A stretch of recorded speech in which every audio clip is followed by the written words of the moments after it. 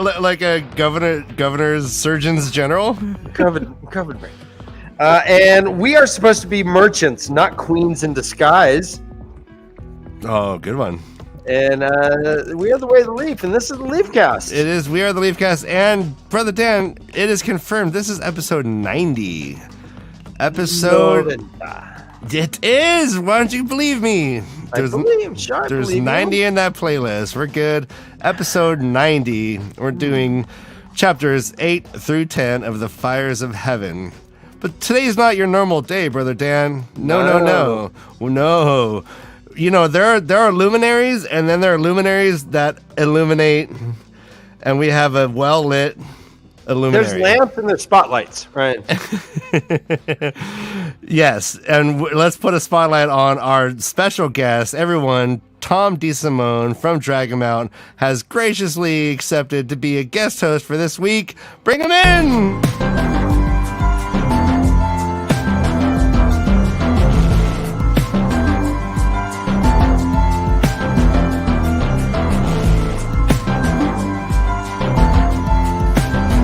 We're going to make Josh wait this out.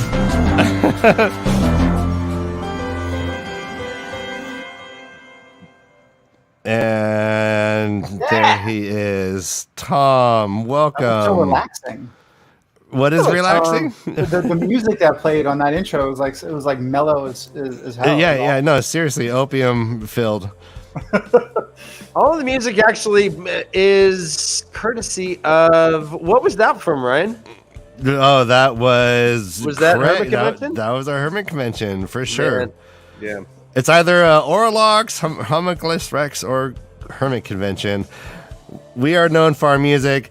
Tom, welcome. You are familiar with being keeping to the spoiler free, right? Oh, you're familiar. So yeah. We trust you. We're putting our first time readers' lives on the line here, and we trust you, Tom. I went and made sure so I can have the disconnect in my brain. I went and just to double check, reread the synopsises of book 1, 2, 3, and 4 just to make sure. Nice. There we go. Yeah. This is the way. This is the way, Alex Malden. All right, and speaking of the way, let's bring our friend. That was before he shot a guy, right? Yeah. Oh, what? That was well before he shot a guy. That was before he shot a guy, before he ate a bird. Oh, he shot a girl, rather. I'm sorry. Before he shot a girl. My bad. That was a girl. This is the way. Duck. Run for your life for me. All right, speaking of Duck, let's bring him in with no fanfare. Bring your book up. Josh is our first time reader for tonight. No fanfare. No Josh fanfare. Every fanfare. All right, well.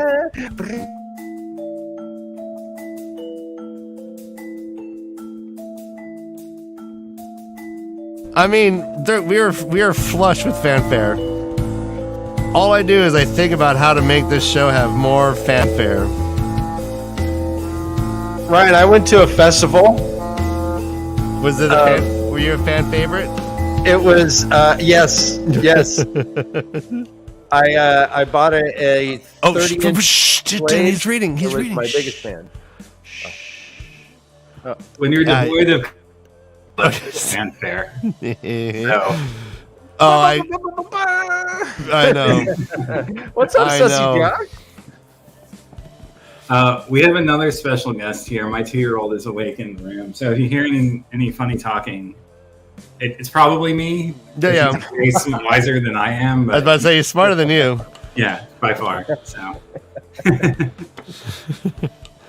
We hear little kids say, "What about Gnostic mysticism?" Wouldn't be surprising. Josh, meet Tom. Tom, Josh. What's going on? Kate and I, we're hoping will be joining us. She is doing God's work. Absolutely.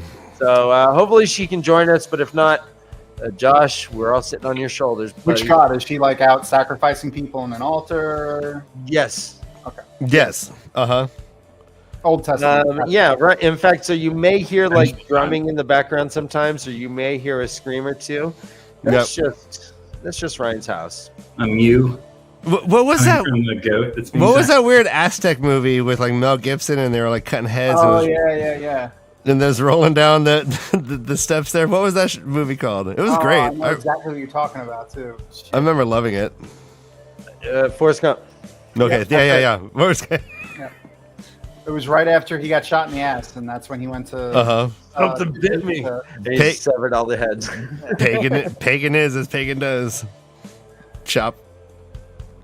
Howie Stevens. Apocalypto? Apocalypto. Yes, thank you. That's not Ryan, as- I mean, gosh, thank you, MaTsDaGgerX. Ryan, do you have the music at all? Hell yeah, we do. MaTsDaGgerX always deserves the. Here we go.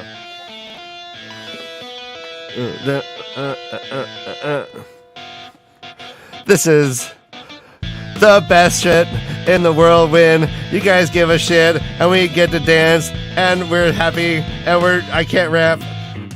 God damn it, Ryan, I think it's worth the money to hear you struggle through just 8 bars. An amazing lyricist. I'm a cunning linguist. Thank you. A master debater, if you will. I lose them all. I lose every debate. That's all right, Ryan. It's all right, Mama. So, guys, we're here for a reason.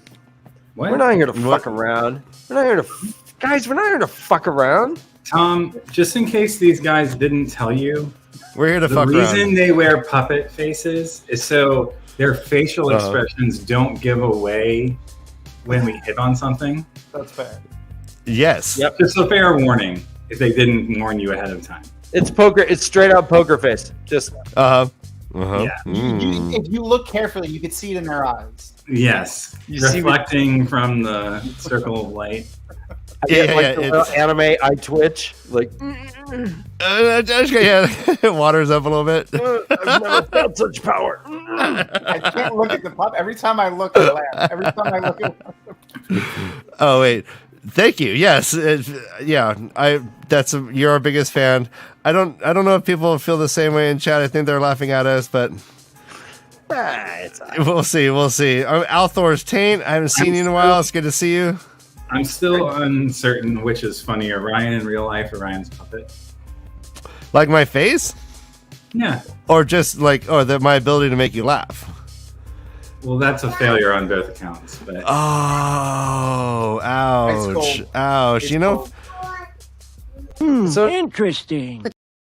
no one really understands that the puppet features are pretty much what an ageless Aes Sedai looks like. totally. Like Oh, yeah. the mouth gets really pulled back all the way to like the hairline, right? all their teeth fall out. The eyes get very narrow, and there's not a wrinkle in sight. Yep. You can't say if I'm 18 or 58 right now. You're absolutely correct. Tubing. That's what I'm thinking. all right. I'll just mute him. Let him. This is like a nice insight into the life of Josh. I think everyone wants to know if his kid's Sure. wearing a beanie. No, the kid's not wearing a beanie. No beanie. No meaning. I think everyone pictured in chat your whole family wearing beanies. He is drinking a beer. I mean, a sparkling water. Okay. Well, hi there, kiddo. I mean, how else do you get them to go to sleep when they're awake late at night? Whiskey. Yeah, right. It's, know what I'm Irish parenting tricks. Wave. What's No, up? we're spooky. We're very scary. What's up? What a cute kid. Who are those monsters on the screen? I know, this is... Hey, ask us any question. We'll do anything, basically. Anything for you right now. Want a high five? No? Nothing. Fist bump? That was like an awesome grape drink you got there, though. I'm a little jealous. Yeah. Child, are you just quietly judging us? I think he...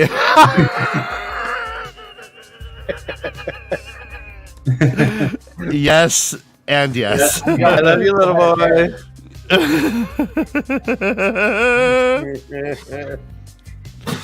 Oh, man. Case I said All right, back in your pen. Clunk. Shut the door. No. Oh, back shit, in- yeah. Laugh again, puppets. That's what we do. We're fun. Ha! You should let other people tell you that. I'm telling everyone that all these kids are rude. Just laugh again, puppets. Rude. Just rude. We deserve better than that. I know. Man. Hey, asking questions, ignore me. Rude. It should be, it should be, can I make you laugh again, puppets? Right? You should just dance for us. Dance for us, puppets. Laugh again, please? Yeah. Laugh with you, please. You know what, puppets? It's okay to feel sad once in a while. Diljit. Yes, he just laughed. Yeah, it sounds like an asthmatic on his last leg, yes. Yes, sometimes it ends in a cough. Yes. Guys, you want to get into it? Oh, I mean, we're supposed to be looking at or something? Yes, please. 17 minutes? No, we can keep going. Okay. We have a mandatory. Ian and I got through 3 chapters last time because who wasn't here. Yes. Oh, sorry, that was 2 shows ago. But yeah, everyone watched it. There's like double the view count of everything we've ever done. Like you're going viral. I hear other shows are calling you. Yeah, they're like, "Can you guys just do the twosome?" And we're like, "They're sliding it." Yeah, they asked Jim Morrison to leave the doors, and he said, "Break on through." Which side though? He said, "Mother, I want to." He just opens a portal and like walks right Father, through. I want to. He walks on down the hall. And he came to the door where his sister was. All right, no, let's stop that. Oh, hey, I used to like QB. That was such a great episode. Thanks, QB. Yeah, thanks. You know what? It really was. Well, I'm going to make this show. This show's got to be better. I am going to take something back. I said last week this was my favorite book so far. Uh-oh. Man, these 3 chapters. Rough, yeah. They sucked. Oh! They were awful. All right, so I think one of them sucked, but I think it's starting out strong. Okay. I think all that negative energies are rubbing off on your kid there. I'm going to guess that the one that you're saying is awful is chapter 8. Chapter 8. Like all of them were painful, but yeah. I just don't like being in Nynaeve's head. Oh. I definitely think Go on. Okay, well, hey, K-Side is coming in. Our other first-time reader, Kay, agrees that these kind of sucked. Well, let's start them off. Chapter 8 was called Over the Border. It has the Sublime Sun tattoo of the White Cloaks. And it is a Nynaeve chapter. They had left Tanchico weeks earlier, it says. And they had just been jumped by some bandits. She whipped up a sandstorm and got them out. Pretty ferocious sandstorm, actually. Got them out. And then they're just riding. They got a lot of cash on them. The Panarch gave them all kinds of shit. She thinks that it was. She says, "quote She suspected that Amathera had met her gifts as a bribe to make them depart Tanchico. But they have they're hiding their shit under the wagon. Under the driver's seat, specifically. Yeah, under the driver's seat. That's no one checks there. It's like that's a long distance. I feel like weeks to get to, because they're about to get to Amadicia, so the White Cloak capital, but not the capital, but you know what I mean, the country or whatever. We'll fix it tomorrow. That's not that. If you look at the map, I just pulled up the map because I was curious. It's not that far of a distance. That took weeks. It's not that far. There's Amadicia. There's Tanchico. It says they're about to cross the border into Amadicia, and it's really not that far. It isn't, and apparently by boat it would be much quicker. That Nynaeve kind of reflects on, but they're taking the hard road. They're doing it where. Yeah. All right. Yeah, Danielu, you're right. You're right. There's some gross shit. I think I put this out of my memory. Even on my second reread, I didn't really notice it until I really focused for this show. I think I just put it out of my memory. Josh, what's going on with Elaine? Yeah. Do we need to get Freud in here? Yeah. She definitely needs a therapist. Like, why is Elaine flirting with an 80-year-old man? Well, is she? Well, we get it in her mind, in her POV. She's like, well, he is a man of experience, and you see her like thinking it out. Like, well, yeah, I mean, I can see maybe she's rationalizing to herself, but she's clearly like, I think she loves him, and she doesn't understand why. She loves Tom? Yeah. Okay. Because he was her father figure at a time when she was impressionable. But she doesn't have the facilities or the information to grok exactly why she feels the way she does. So she's interpreting it through the lens of being a late teen, early 20s woman, blossoming woman. That's my impression. But okay, well, to that end, then. All right, actually, real quick, everyone. I just looked up grok. Grok means to understand something intuitively or by empathy. To grok. Okay. My new favorite word. Grok.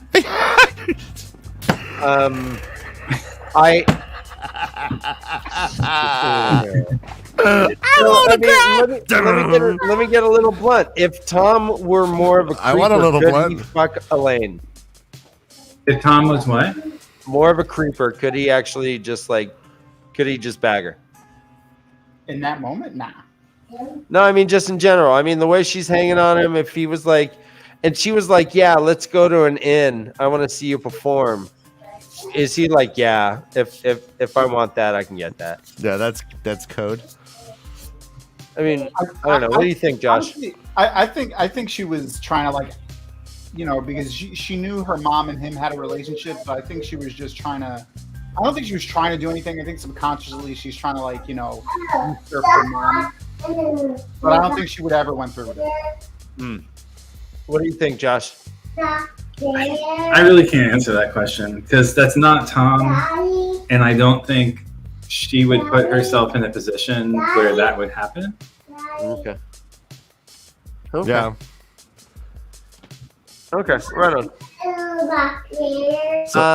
They as a writing, she gets really weird. Danielu, she's like, the quote is, "You drive so wonderfully, Elaine gushed as Tom drew back on the reins, pulling the 4-horse team to a walk. You were in control every minute." And he just says, "We have more company ahead, child." And I mean, what? She's starved for a father figure, and here one is right in front of her, and she has these repressed memories of sitting on his knee and pulling his mustaches. So yeah, I mean, there's a Freudian element to it that Jordan is writing in, but how much of that is his being a fucking creep versus her character? I don't know. I'm trying to see, what does this say about her character? I mean, it's like what is it? What is the opposite of Oedipal? Oh, shit, I know this. Shit. I know it too, and I can't remember. It's, chat. Someone in chat has to have a psychology degree. I do have a degree, and actually remember what they learned. It's the Electra complex. Thank you, Google. The Electra complex. Okay. Yeah, no. That didn't really stick. I don't think she actually would have went through with that. I think it was just a lot of confusion. She also just almost died a lot, so a lot of emotion. But it had been weeks. I don't know. It's weird. It was a weird felt like a weird shoehorned in situation that was just, I don't even understand. Well, it's weird. We do get into Elaine's head, and I'll wait for Josh when he comes back. We can touch on it again. But I'm here. I'm just situating myself. So Okay, Daly says there's the gross thought that she can get the man her mother had. Can you find that? Can you find that gross thought? we have where she is at least jealous that Tom is helping Nynaeve instead of her. And it's kind of creeped out by Julian. She says something along the lines of, "Hi, Beth." Hi, Beth. Hi. I can be as good as my mom or something. Yeah, like. Yeah. Well, yeah, and exactly. And the last that she heard from, I'm as much of a woman as my mother was. Yeah. Oh, yeah. Mm-hmm. Oh, that's so. And what are we here for? What has Elaine heard about Morghese that we know of? Is that she's taken up with some dude, right?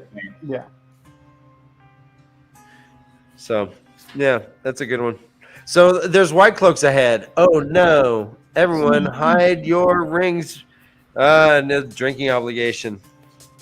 Actually, Between the breasts.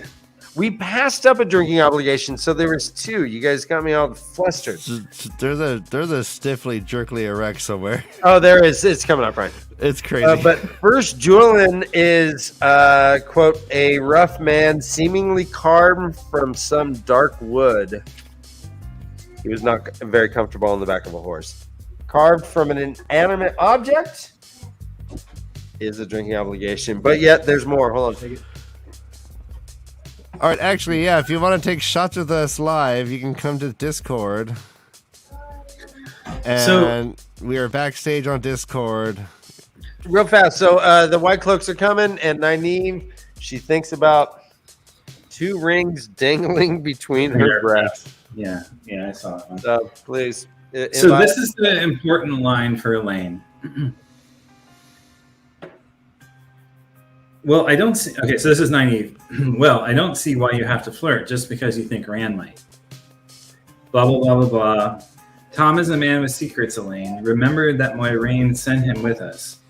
Whatever he is, he's no simple country gleeman. He was a great man, Elaine says softly. He could have been greater, except for love. With that, blah, blah, blah, and then use temper. And then a little ways down, I'm not a child any longer, Nynaeve. Elaine's voice was strained, and now the flush in her cheeks was not embarrassment. I am as much a woman as my mother is.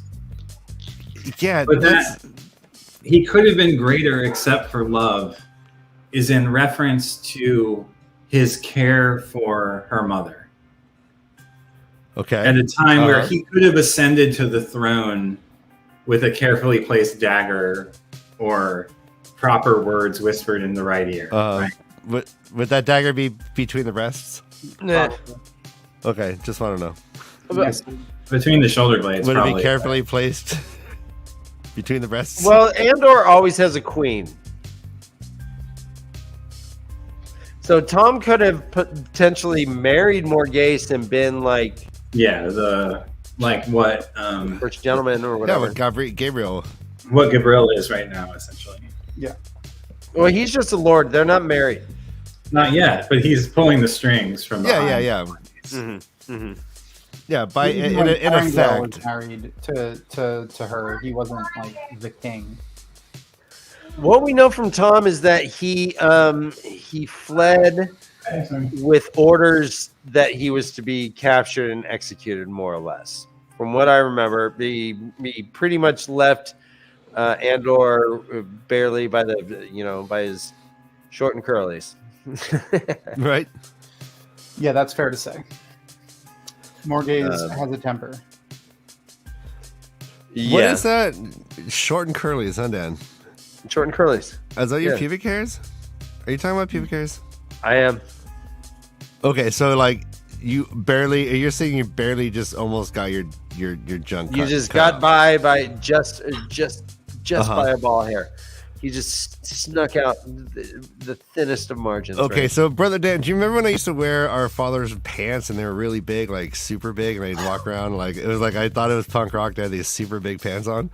Yeah. So okay, so do you remember when they were super big, but also super short on you. Yeah, but there's a lot of things wrong with them. So they wore came just below your knees, and they were like hella polyester, right? Yeah, so, they were slacks. I was working in the kennel, and there was this like junkyard dog that I was like trying to be friends with, and I thought I had it. I thought we were good, and I made a stupid mistake, and it fucking lunges at me, and like I jump backwards, and I have to like slam the gate shut, and this dog is like, and like I'm using all my body weight, and I'm 6'7", over 200 pounds, and I'm like trying to get this dog to go back. I'm like bopping it on the head with bowls that I was like able to like reach, and then eventually it went back, didn't bite me, but there was a hole right by my crotch, like a little tiny hole where this dog like bit like into my pants. What's that scene from Stand By Me?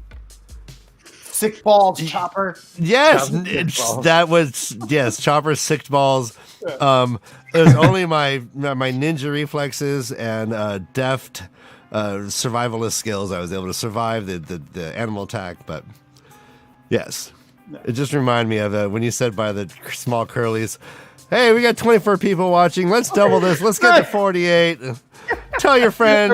Everyone, open up a new YouTube account, a new Gmail account. Open up a YouTube. Let's jump. What? We'll get another. I almost got my balls. Because if they log out, put in a new YouTube account. If you tell a story about your balls, maybe we'll get more people. I put myself out there, and we got some fucking subs. All right, my friend, my son's friend had testicular torsion. Terrible. Okay, so terrible. Is that where you do puppetry of the penis for too long? It's when your googly eyes get kind of crossed up. Yeah. Anyways, all right. White cloaks. Oh no. Thing between her breasts. Yes. They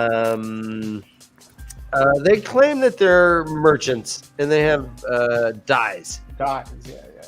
Dye merchants. The lieutenant, he said, she calls him a captain. What's higher, a captain or a lieutenant? Captain is.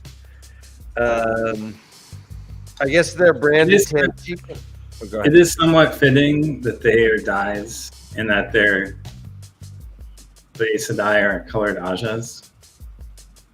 Okay, yeah. Uh-huh. That's funny. Well, and the one barrel they see is crimson. Yeah, the famous Crimson Aja. Crimson Aja. Who are really good at throwing parties. Wait, why? They're the social planning Aja. Oh, okay, they're the event planners. Yeah, they're the event planners. They're the ones that set up all the chairs when there's a meeting with the Emerald. Yep. Or when an Aes Sedai perishes and their warder needs to, to mourn. Oh, yeah. The crimson. Yes. I dig it. I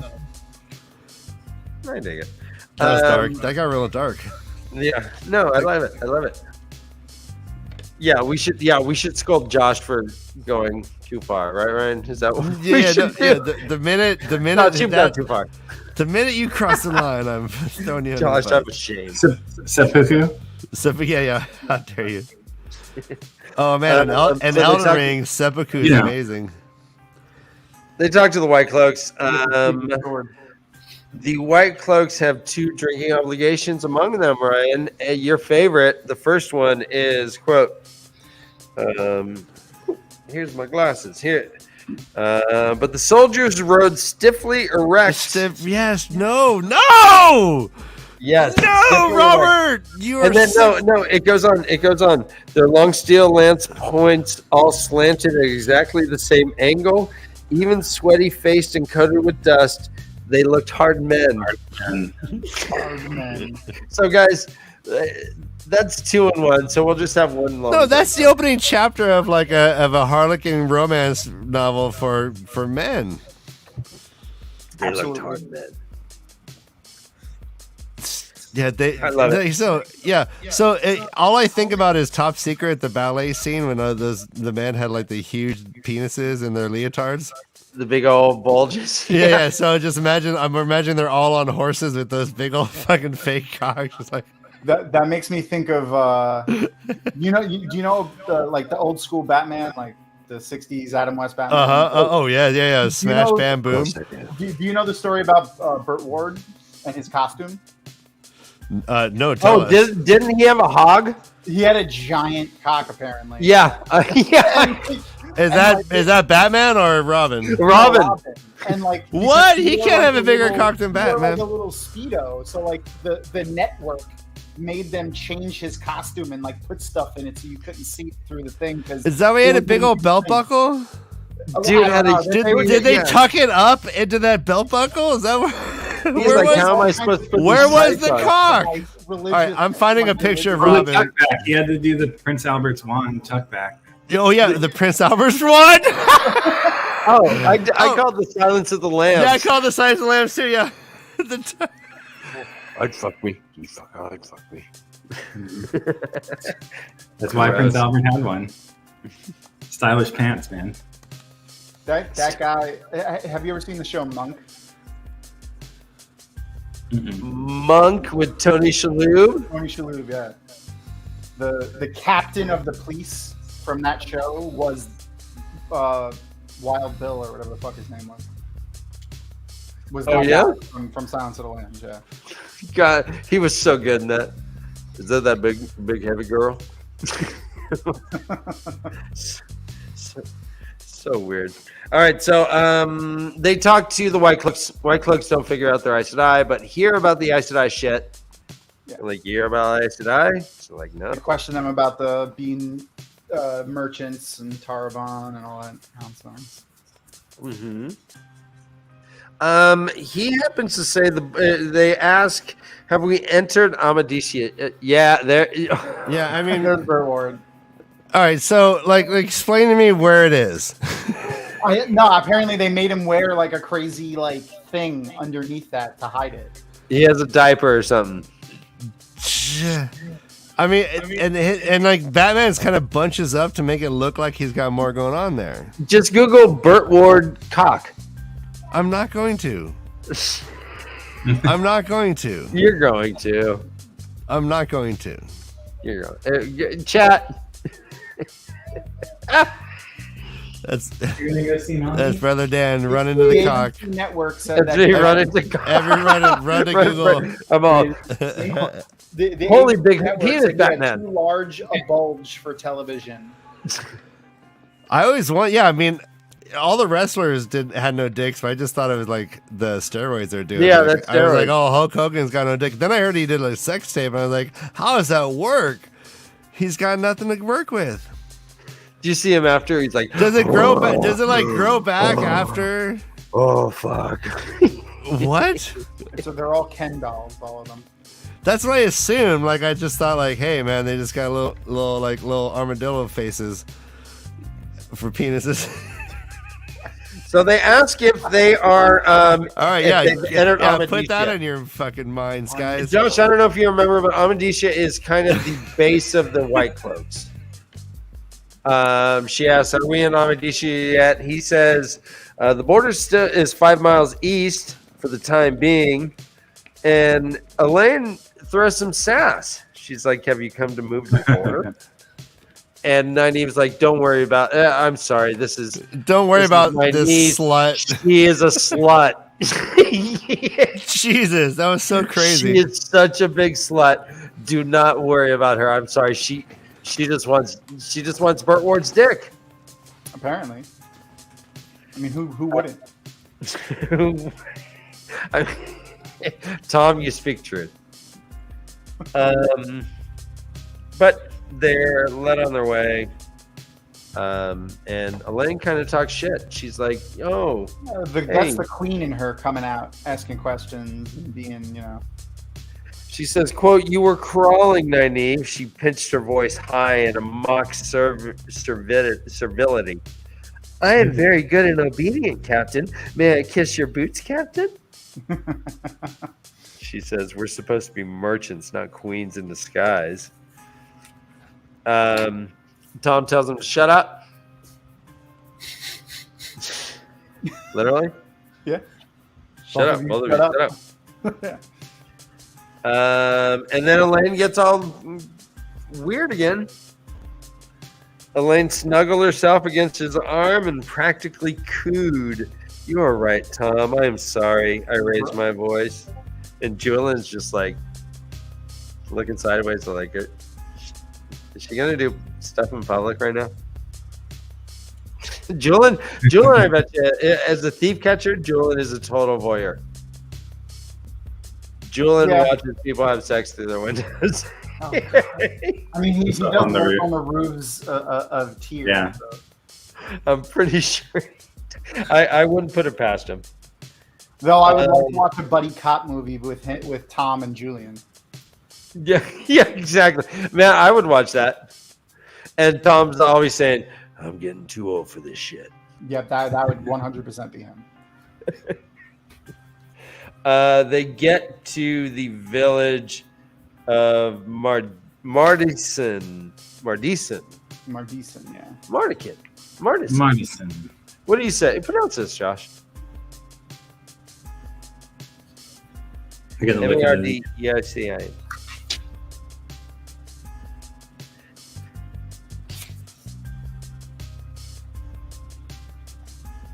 There's a quote. Mardisian, yeah. There you go. There's a quote here from Tom that if you take out a comma, it's got a lot of sexual innuendo in it. All right, talk to me, Tom. He says we're wearing out. Wearing out, naive. Yes. If you remove the comma. Yep. Tom, you're getting the hang of this. Yeah.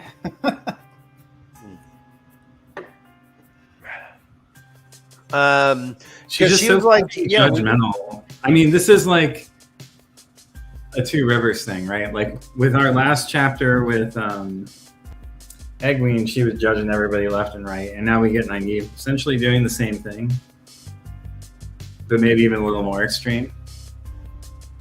Well, she instantly goes to the Elaine as a whore, right? And Tom is a drunk, and I think they just kind of imagined the world being like so much better than they were in the Two Rivers, and then now they think that they were like the Two Rivers is just so much better than everywhere else. Than the rest of the world. Yeah, I think Nynaeve is carrying that more than most of them as well. Yeah, well, Nynaeve has very high opinions of herself. I think we should find an inn, Elaine said, looking up at Tom. God. I mean, I'm drinking. Yeah. Yeah, I'm going to drink and smoke to that. All right. She was not going to let the girl get away with directing the suggestion at Tom. Right. She's still like, so this is the wisdom. And we learn about Nynaeve in the next chapter here, that she was the youngest wisdom ever. She's had to kind of like, within that mind frame, you imagine that you have to assert yourself in certain situations. And there's probably been areas where she's been in meetings as a young wisdom and people are just talking above her or around her. Oh, yeah. Instead of to her, and she has to. So she's very cognizant of that, I think, as well, being like, "Why did you respond to Tom? I'm the big bad bitch here." I don't know. Or not. Josh, what are your first time reader insights on that comment, Josh? What are your first time reader insights? Right? That's good. It's a visual medium. That works. Right? Right. If you want to blame us outdoor, that's fine. Yeah. If you need an excuse, it's all good. Well, let's jump right into the next chapter then. If there's anything I missed, it's a straight continuation. I mean, that chapter was. I mean, I agree with Josh. That chapter was definitely a lull there. Subpar. Super duper creepy Elaine Township. Right. This chapter has a little action. This chapter 9, it's called a signal, and it has a 3-leafed leaf. 3-branched leaf, a triple. Yeah, we'll be right back.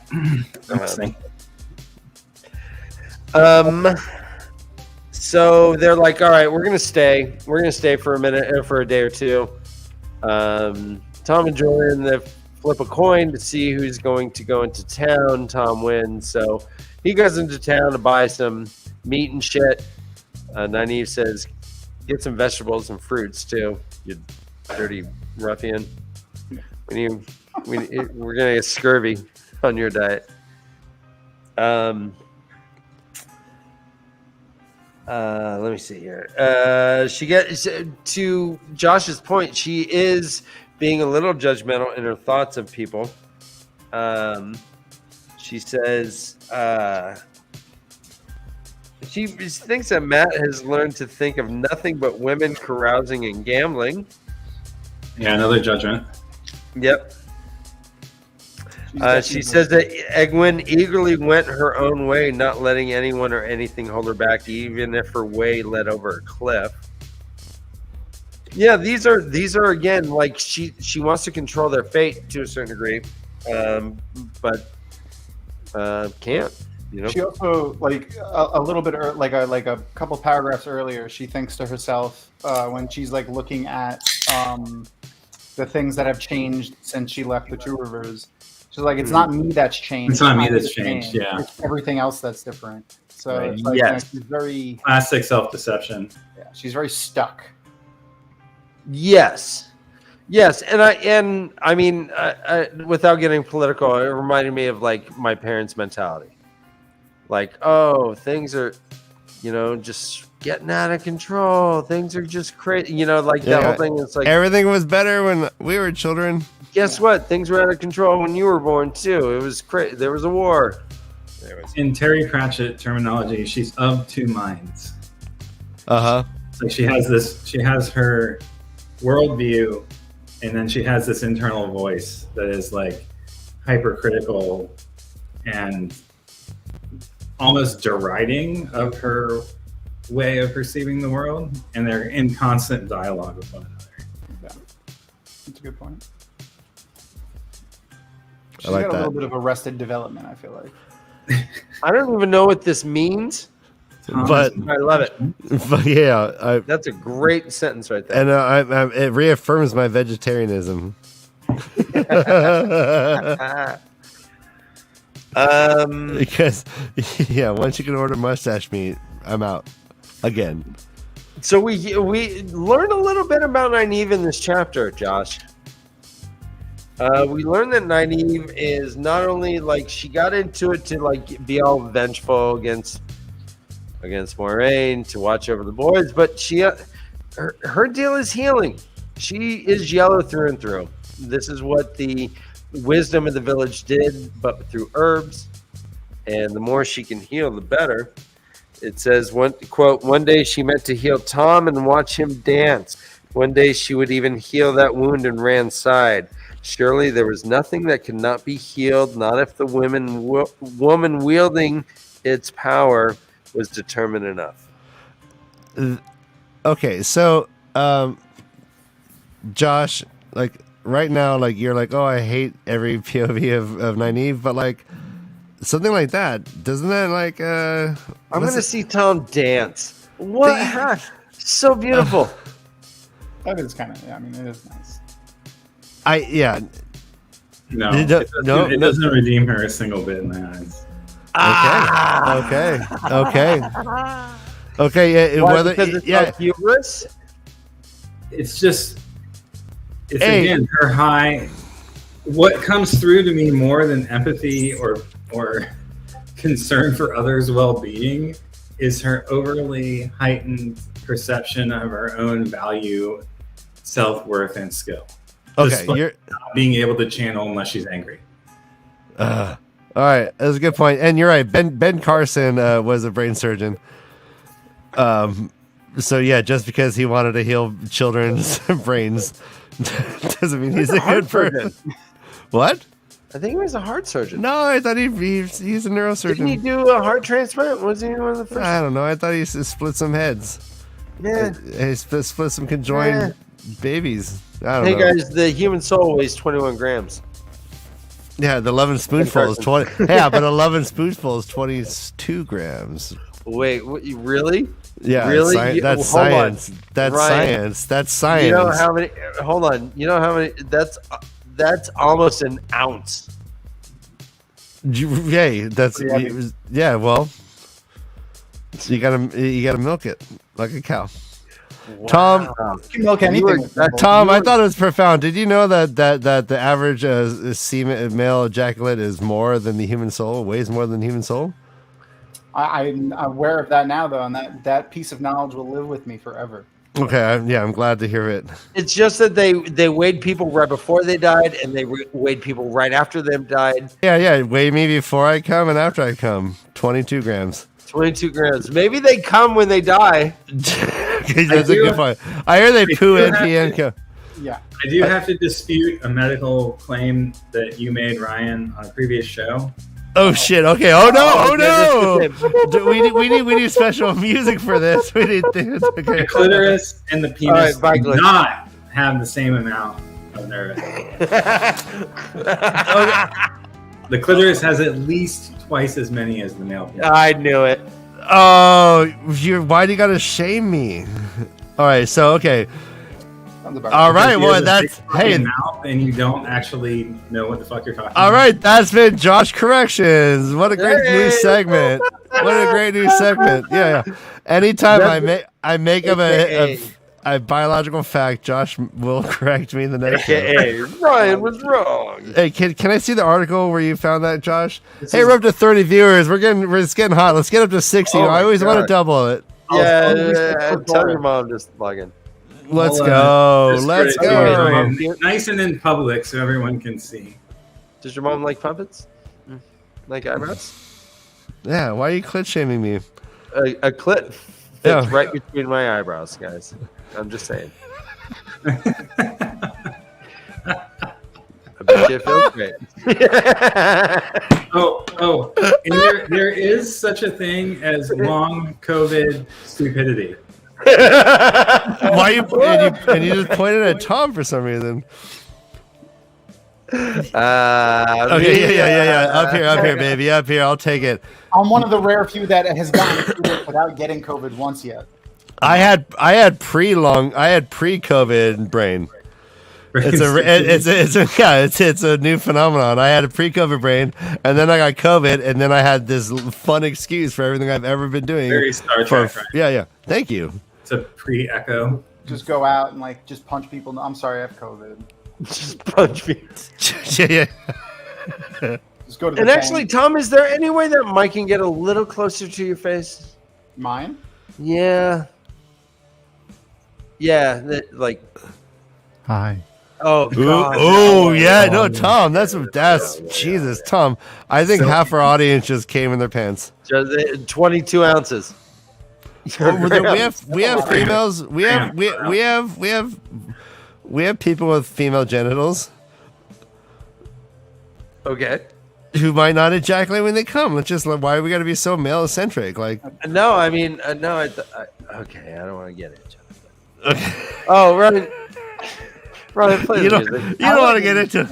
I don't want to get into it, but this is the content everyone's here for.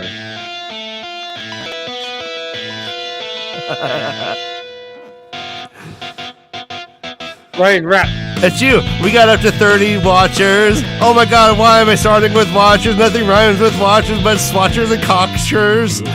I'm not any of those. That was good. That was one of my better ones. That was one of your better ones. I said I rhymed with watchers and cocksure. All right, let me start over. Yeah. Oh my God, every time that happens, my heart starts pounding. If Shakespeare, oh no, that was the music. It's like it sounds like the cops are coming on you. And you're like, all right, I need The cops are coming on me? coming on you. That sounds illegal. horrifying. Pretty sure that's against the law. This is the content we're here for. These fucking dirty ass cops. All right, so we learned that the girls are still pretty scared of Gideon. They refer to her as mother, and they talk in code because Julian's a weirdo. Julian's pretending to sleep, but then he jumps into their conversation.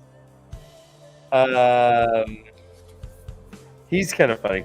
But they figure that all the Black Aja pretty much got away. It says, quote, Leandrin and most of her cronies surely escaped from Tanchico, maybe all of them, and we still don't know who is giving orders for the Black Aja in the tower. As Rand would say, we still have it to do, Nynaeve. So maybe that's one of his thief catching approaches, that he just like goes and puts his hat down over his face and pretends to sleep somewhere, and then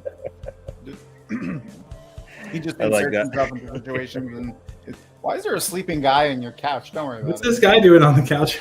Did you ever see Half Baked? Mm-hmm. He's that guy on the couch. Is Stephen Wright? Sleeping on the couch.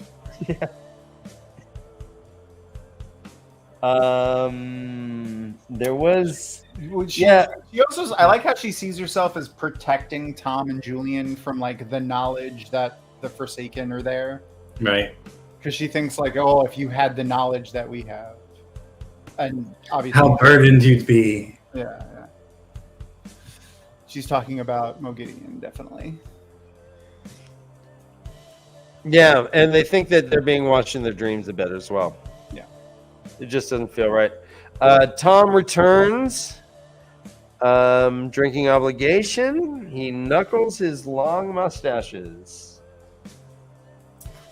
And there we go. Thank you, Tom, for knuckling everything you see, except for Elaine. I do think it's important here, this comment from Elaine about when I dream of late, I have the feeling that someone is watching me. Uh-huh. Which we know from 3 chapters prior is Lanfear. Oh, okay. Oh, she did mention. Yeah, she did. Lanfear has been watching their dreams. Mm-hmm. And also, it's an echo of the torture that Lanfear presumably was imparting on the dark friend female, the hot girl.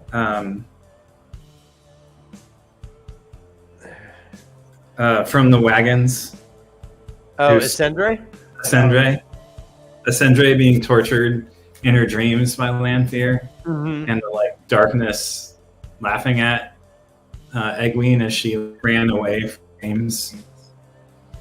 So there's all this stuff about Teleran. Go ahead.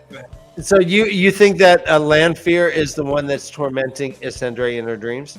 Yeah, we talked about that last show. There's this passage where Egwene says that when she watched Isendra's dreams, when she pulled away and ran away from them, she felt a dark presence that was following her with her eyes and laughing. Mm-hmm. Which I think is Lanfear. Okay. Could be Egwene too, watching her dreams, but I'm more thinking Lanfear since we know Egwene just kind of learned to watch dreams. I'm assuming that this is happening concurrently in a little before rather than after Egwene's success at being able to find the dreams of the wise woman. Right? Right, so as of now, Egwene has not found. We know the line we heard from Egwene that she had not been able to find the dream of her friend. So. Right. Sorry. She had found Bear. Right. But hadn't found Egwene or Elaine. Or, I'm sorry, Nynaeve or Elaine. Elaine, right. But they still have it. So there is a difference between meeting up in Teleran and actually just snooping someone's dreams without being invited, I guess. Come on, guys. Enthusiastic consent, please. Oh, well, there's definitely a difference between those two things. Like you can go into people's dreams, and then there's also just the separate dream world. Those are two completely different things. Well, there's three things, right? There's entering someone else's dream, where you become a part of it and lose your sense of volition. Mm-hmm. There's being outside someone's dream and observing it, unobserved yourself. And then there's Teleran itself. Mm-hmm. There's also that weird in-between blackness that they go to. Right. Is that the MC Escher world? The MC Escher? Well, no.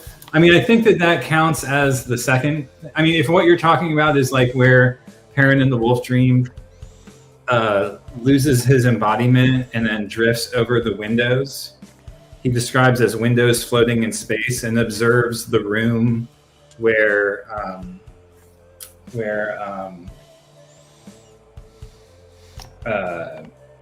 what's his name? Kills, like vaporizes the dude. What's the name of the fake Dark One who died? Balzamon? Balzamon. Balzamon like meets with these three men from different places and then like vaporizes one of them for failing.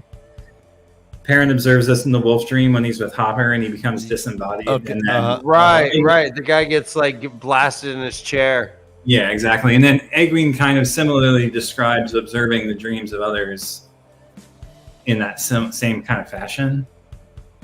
But were Perrin and Hopper, were they looking through the TV screen or were they actually just hovering by like up by they were like described as like windows floating in space, separated, and that they were like disembodied but floating over them.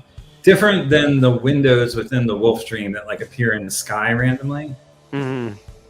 That's when they're having like their like visions or whatever. Right, visions basically. Okay. All right, yeah, Outdoor Stain. I love the metaphysics of this, but I can't comment without spoilers. You guys are absolutely the most disciplined, best. And Josh is killing it. I mean, seriously. I mean, Josh and Kay. I mean, you guys are picking up on so much fun stuff to hit on. Actually, and speaking of Case and Ice Sedai, everyone, ladies and gentlemen, drum roll, please. It is happening. Tweet it out. Case and Ice is joining the stream. Kay, welcome. What? Is that WOT with a WOT with a capital W, small O, big T. Okay. What? Hello, Kay. Hi, I am looking a little different tonight. Sorry, folks. You look smashing. Case I meet Tom. Hi, Tom. Very nice to meet you. Finally. I know. A pleasure. Oh, the love's pouring in. Purple hearts. Did you get injured in the war? Did you get injured in the war, Case today? No, purple heart is my thing. You know, it's just. I know. What? It was the hair color, right? So we started with that. Dana Lou, what? Hi. I love you guys. Gosh, I'm so happy to be here. I thank you. I'm sorry. That is that chaos. Life happens, right? So you had to go and sacrifice all those people to your gods. Yeah. Yes. And exactly what I mean by life happens. Thank you, Tom. Life happens, and then we take it. Mm-hmm. Well, welcome. We're just entering the town of Martison.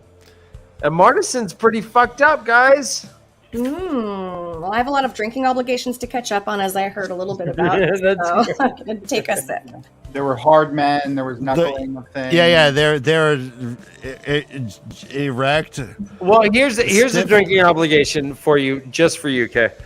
Nynaeve's temper faded as they walked on, talking about the foibles of the weaker sex, men, of course, and such simple matters as that. Nice. Yeah, so. Wait. Nice? All right, Get up here. How is that's defend that? You're right. I don't think there's a drinking obligation actually in there, but I appreciate the effort and the fact that I am absolutely going to take it as because she says men, of course, the weaker sex, men, of course. No, right, Dayloo, men. Blah, right. Man. So they're Martison. Martison is fucked up. Everyone is lethargic. They're all melancholy. They're mopey. Give me another. They're down in the dumps. All the morose. Out of every fucking building is all boarded up. It's all shitty. Yeah. It's like Detroit, right? It's they have the White Cloaks to thank for most of it. Is that what's going on? The White Cloaks are decimating them? Well, no, it's just no one wants to live there. Yeah. Between war and the lack of trade, the lack of farming. The farms were all abandoned. In fact, Nynaeve herself says Nynaeve wondered how these people were going to make it through the winter. She walked on. Quick question. Then she sees a sign. We're on 10? We're on 9. 9. Oh, I'm on page 179 in my book. All right. Nynaeve is just seeing the sign on. So she walks by a seamstress's place and she sees this fucking bunch of broomweed hanging upside down, and she's like, "Oh shit! That's the yellow Aja distress signal for the eyes and ears." Is that the bat signal? That's the bat signal. A hidden bat signal. It's bat signal right in the open. Again. Wait, say it again, Tom? I said, and Batman comes back to the conversation again. Yeah. It's a callback.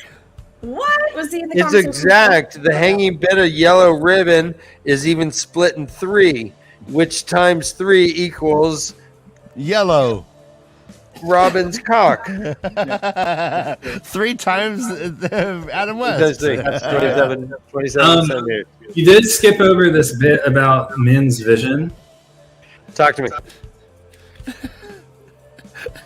Well, just the Elaine has interpreted possibly correctly the vision about sharing Rand with Min and someone else. And she teases, like, laughs about it. She's like, right. Quote, she joked about it too often to mean anything else. So not only can she see visions, but she's like, hey bitch, you're gonna have to share a man. You're gonna have to share your man. I mean, how many times? Like, how was she joking about it? Hey bitch. Like, were they at the buffet line, and was she constantly like, "Hey, you want to share those muffins? You want to share them? Like you're gonna share your husband?" I think she's doing it to comfort herself more. I think so too. I agree, Tom. Yeah. She's putting up some armor. We know that that's Min's strategy, is to like use humor as a defense against the truth of her visions. Yeah, me and her both. She's like, what are you gonna do? So what do you so Nynaeve then immediately thinks you share land with Moraine, and then this is where she's having like an I am claiming COVID brain still because it's very difficult to get words from my brain to my mouth. Then again, we know me, so I was about to say we can go through our oeuvre and see if that's consistent or not. I know. Hey, if Josh is gonna say grok, I can say oeuvre. So it's go on with your point. But, so this is an existential crisis, or totally, yes, that's what I was trying to say. Yes, and Nynaeve, oh my gosh. Yeah. You know. I have to get it out of my mouth, though. Existential. She's in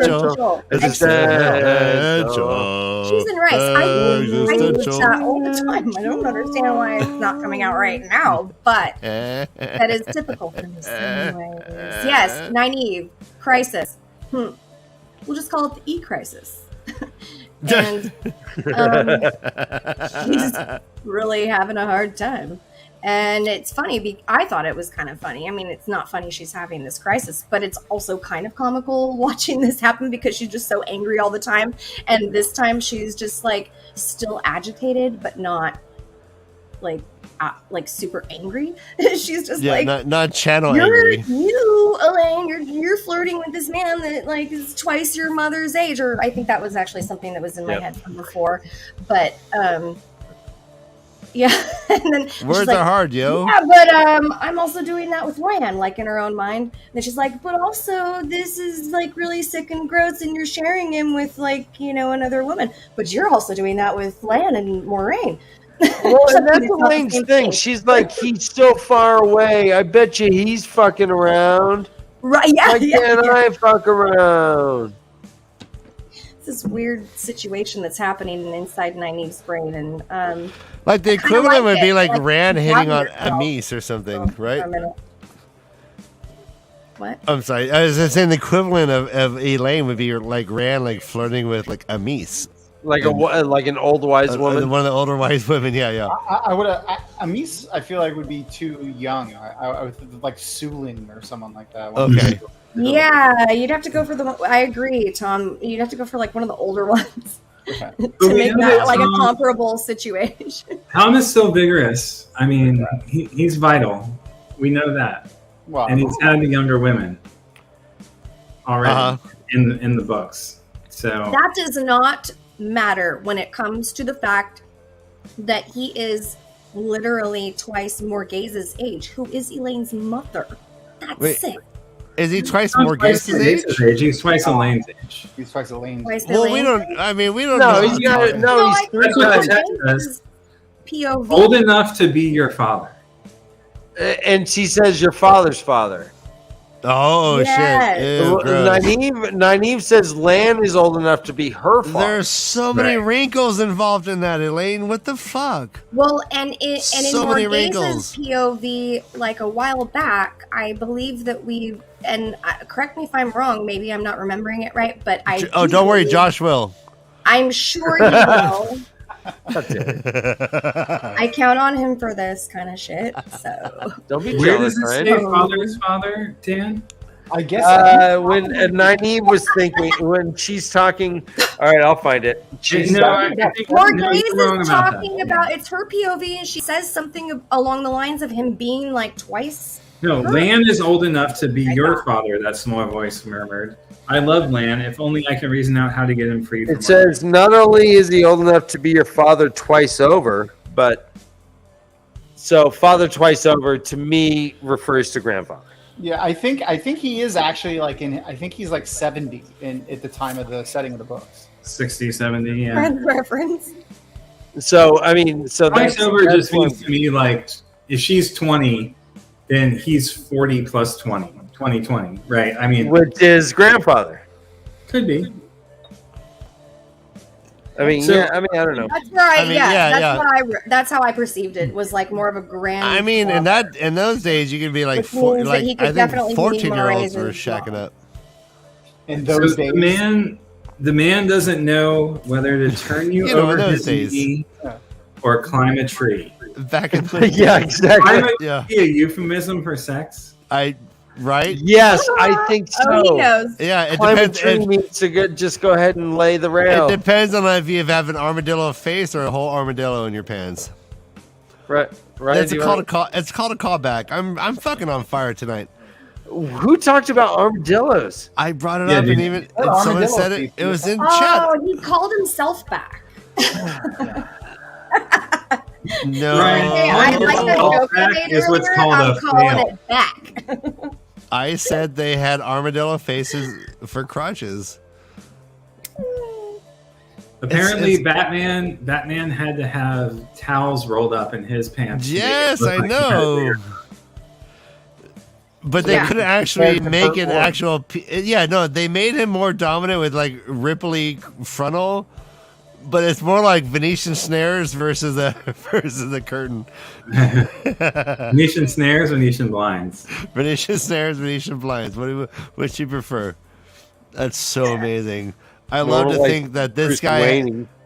this guy's like dick really just wants to be down by his kneecap. Brother Dan, where are you? Oh no! Brother Dan, are we taking a break? What's going on? No, it looks like Brian, you jump out like 4 times this thing. I jumped out once and you're like, oh, are we done? I'm here. I was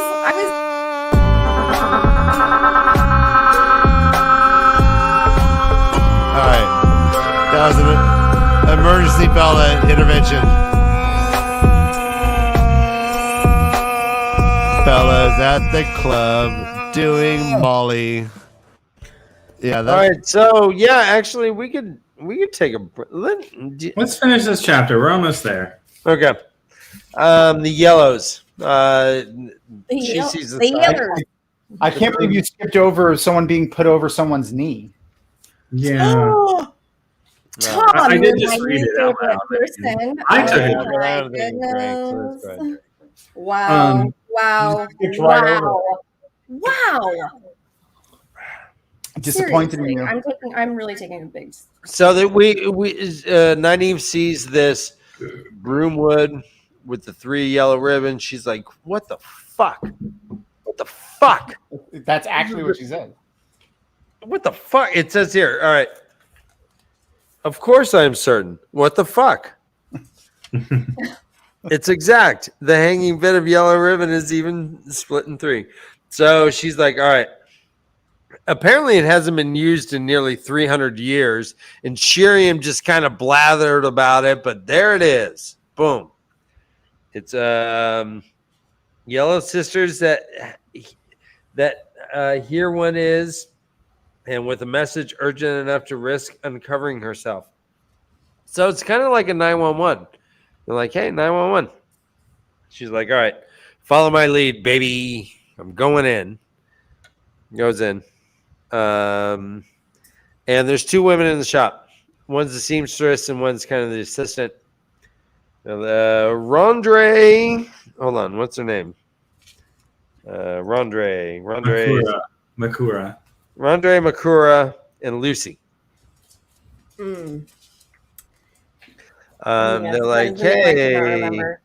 So she dropped like all the good yellow things. She was like, I want to dress embroidered with yellow roses on the bodice, but no thorns, mind. I don't heal very fast.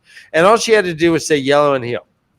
But she did it all sly. And she's like, oh, hey, Lucy, go ahead and make some tea right fucking now. And get the blue canister. The blue canister. Get the blue canister.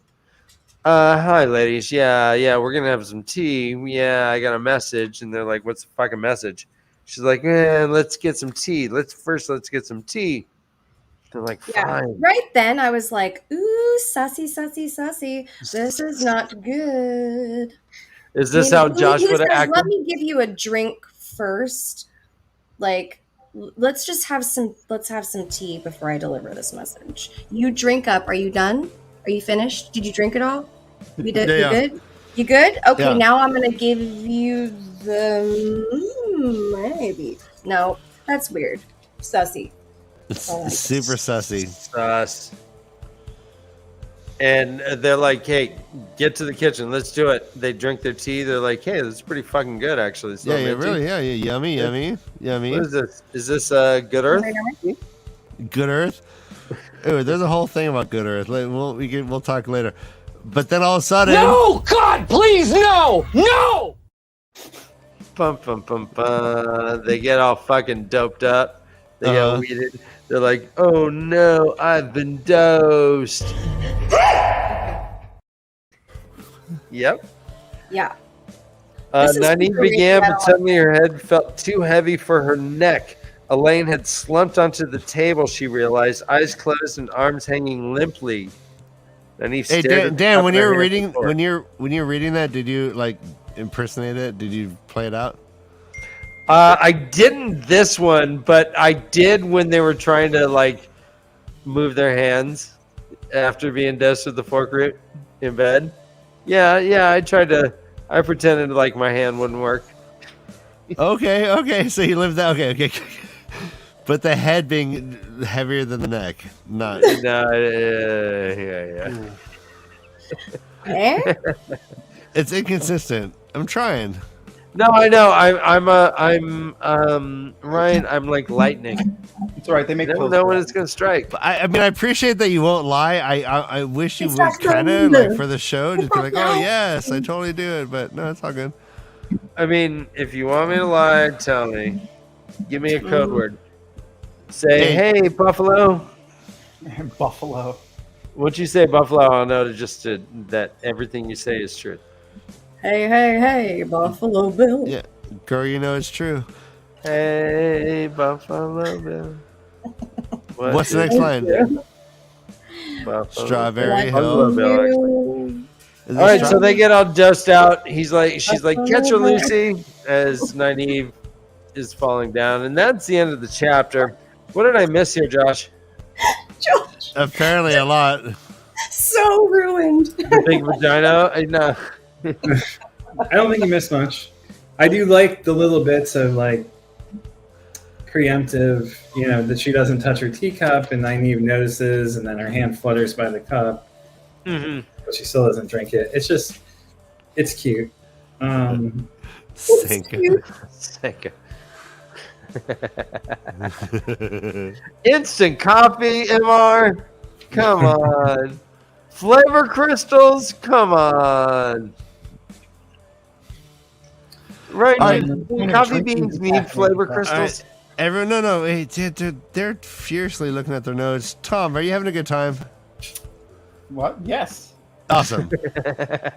Hey, so yeah, I'm gonna do a poll and see if I'm gonna ask our audience if they want you to be closer to the camera, and let's see if this poll works.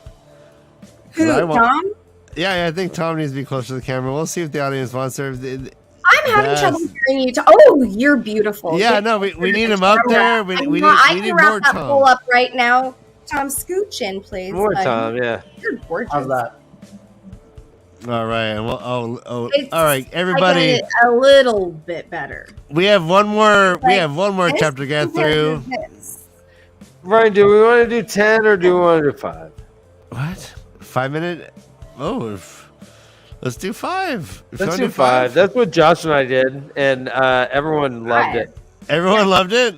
I like 5. Jesus, why do I feel attacked right now? Josh, You Josh, shouldn't. didn't everyone love it? Everyone loved it. You should not feel attacked. Or all three at once. Oh, yes. Please, minded.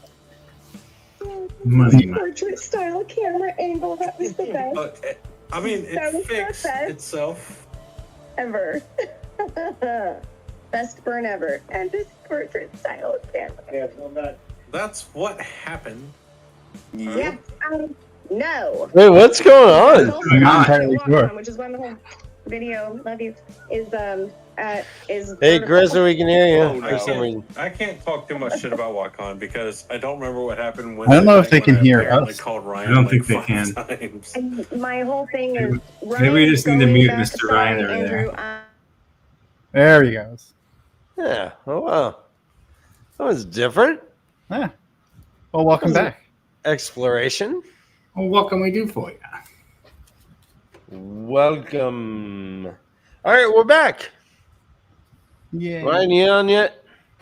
Ryan's muted still. Let him get his act together. I was listening to some If he can Marxist get his act together. podcast. I'm not sure. Actually, he can, but Ryan, we can't hear you. He's still muted. Can you hear me now? No. There he Yeah. is. We're There's good. We're lovely- good. I was just trying to lovely smooth Hey, voice. Discord was getting unruly. I had to set some people straight. Oh shit.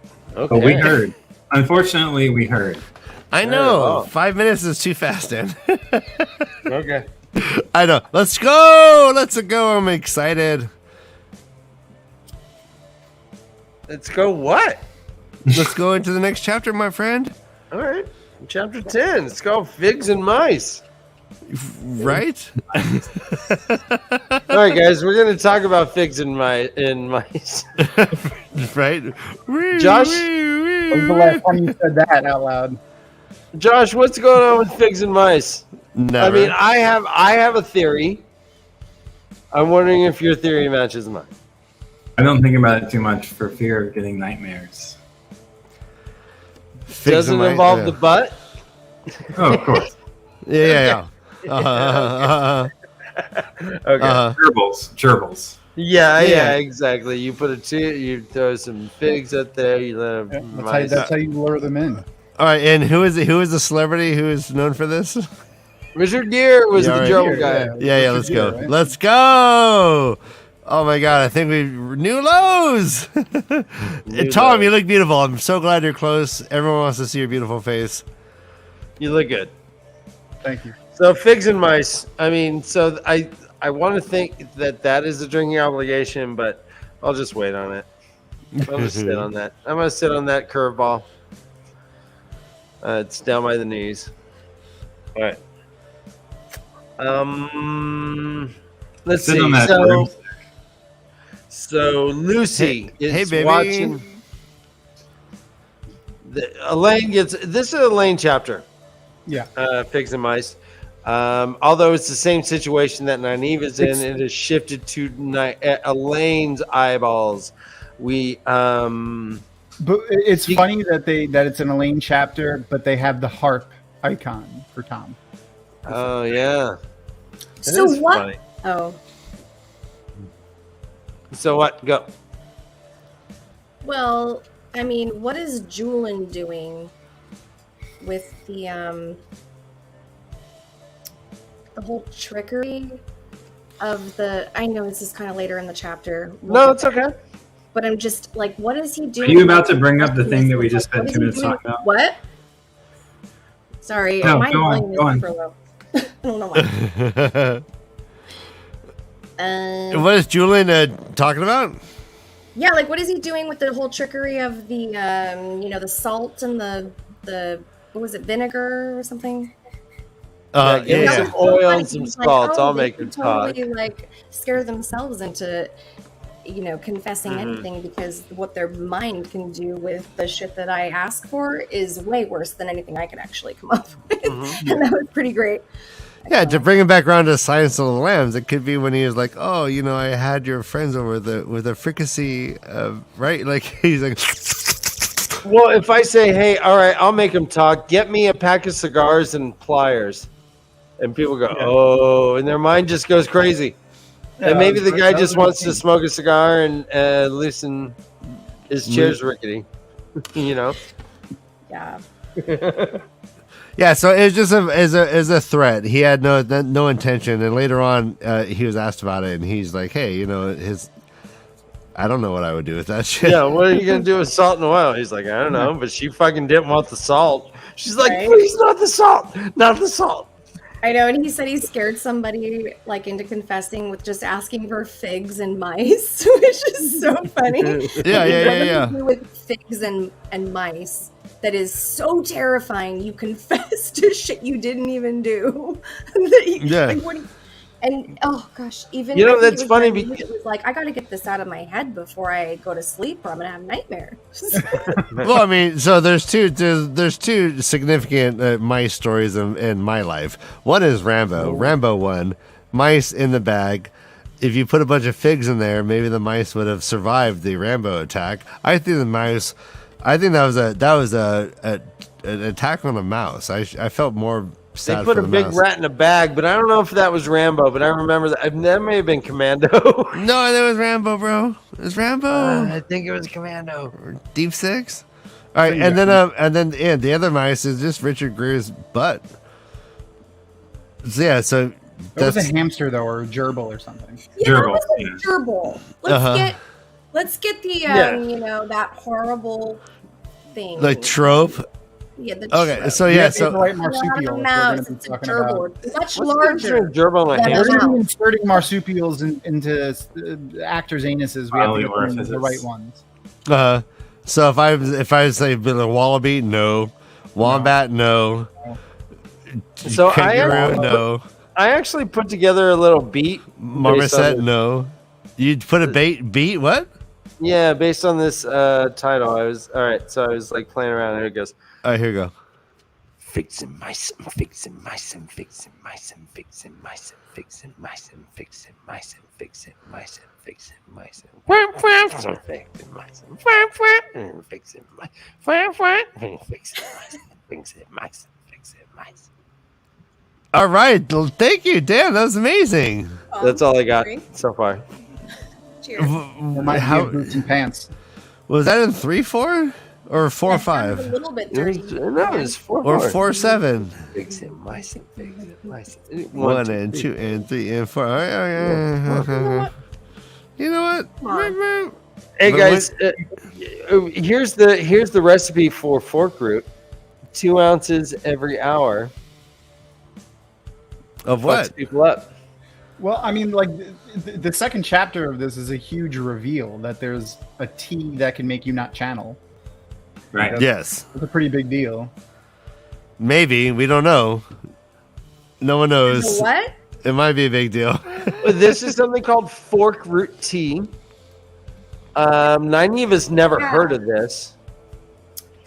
But apparently, you not only does it knock you out, so you can't even move, but you cannot touch the source. Well, that seemed pretty clear by the way that they couldn't move. They were incapacitated for a while. Well, she even said, the Mistress Makura says she cannot channel or twitch a muscle not with fork routine. So that's a like this is like the first thing that we're seeing that isn't like of the power that can affect the power. Right. Yeah, you'd think the first lesson would be like, hey, everybody, in the White Tower. Like novices, everyone, never drink. Don't touch it. Yeah. The one thing, yeah. You know what kryptonite is? You know, it's talking about Superman, kryptonite. Yeah, like if kryptonite was in a tea form, fucking Superman would never drink your tea, bitch. Well, Ryan, like, nope. Ryan, to your point, let me ask. Tea my point. To your point. It says she says she cannot channel or twitch a muscle, not with fork routine in her. I discovered that by accident, but it has certainly come in handy. Do you think that this is, to your point, is this, guys, do you think that this is common knowledge?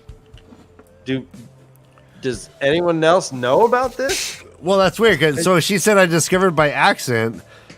Which means that she's done this to other Aes Sedai. That's the important bit of information. Like, how did she just? Yeah, how? That's a good question. How? They aren't the first Aes Sedai this woman has used this on. But whose POV said I discovered it by accident? Whose POV are we in? I'm sorry, remind me. We're in Elaine. She says that was Mistress Makura. Makura says that to Josh, can Mistress Makura channel? No, definitely not.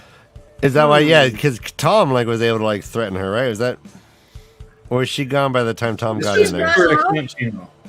She ran off when Tom was. Okay.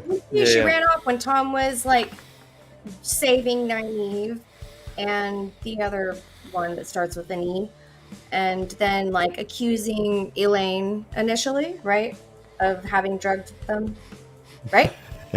Pulls the knife out. Yeah, I had some Everclear tea, and I don't remember. Go on. I listed that one right, but yeah. Oh, did you? I did. COVID brain. It's a true thing.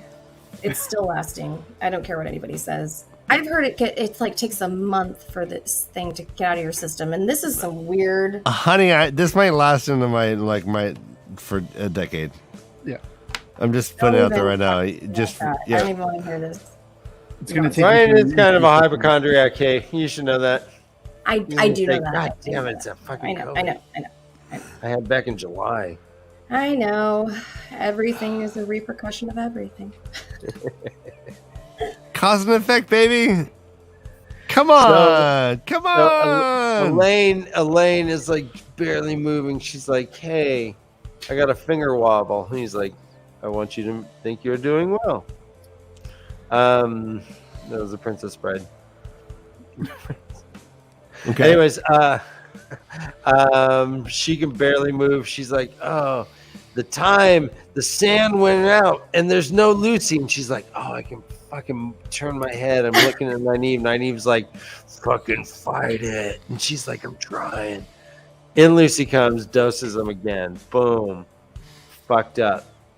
Same thing happened. She sees the sand goes out. She's like, oh, I can kind of lift my head up. Look at me. Look at me. Look at me. It's like Hulk Hogan at the end of a fight and you think he's going to lose. And then suddenly. Hold on, they're going to fist.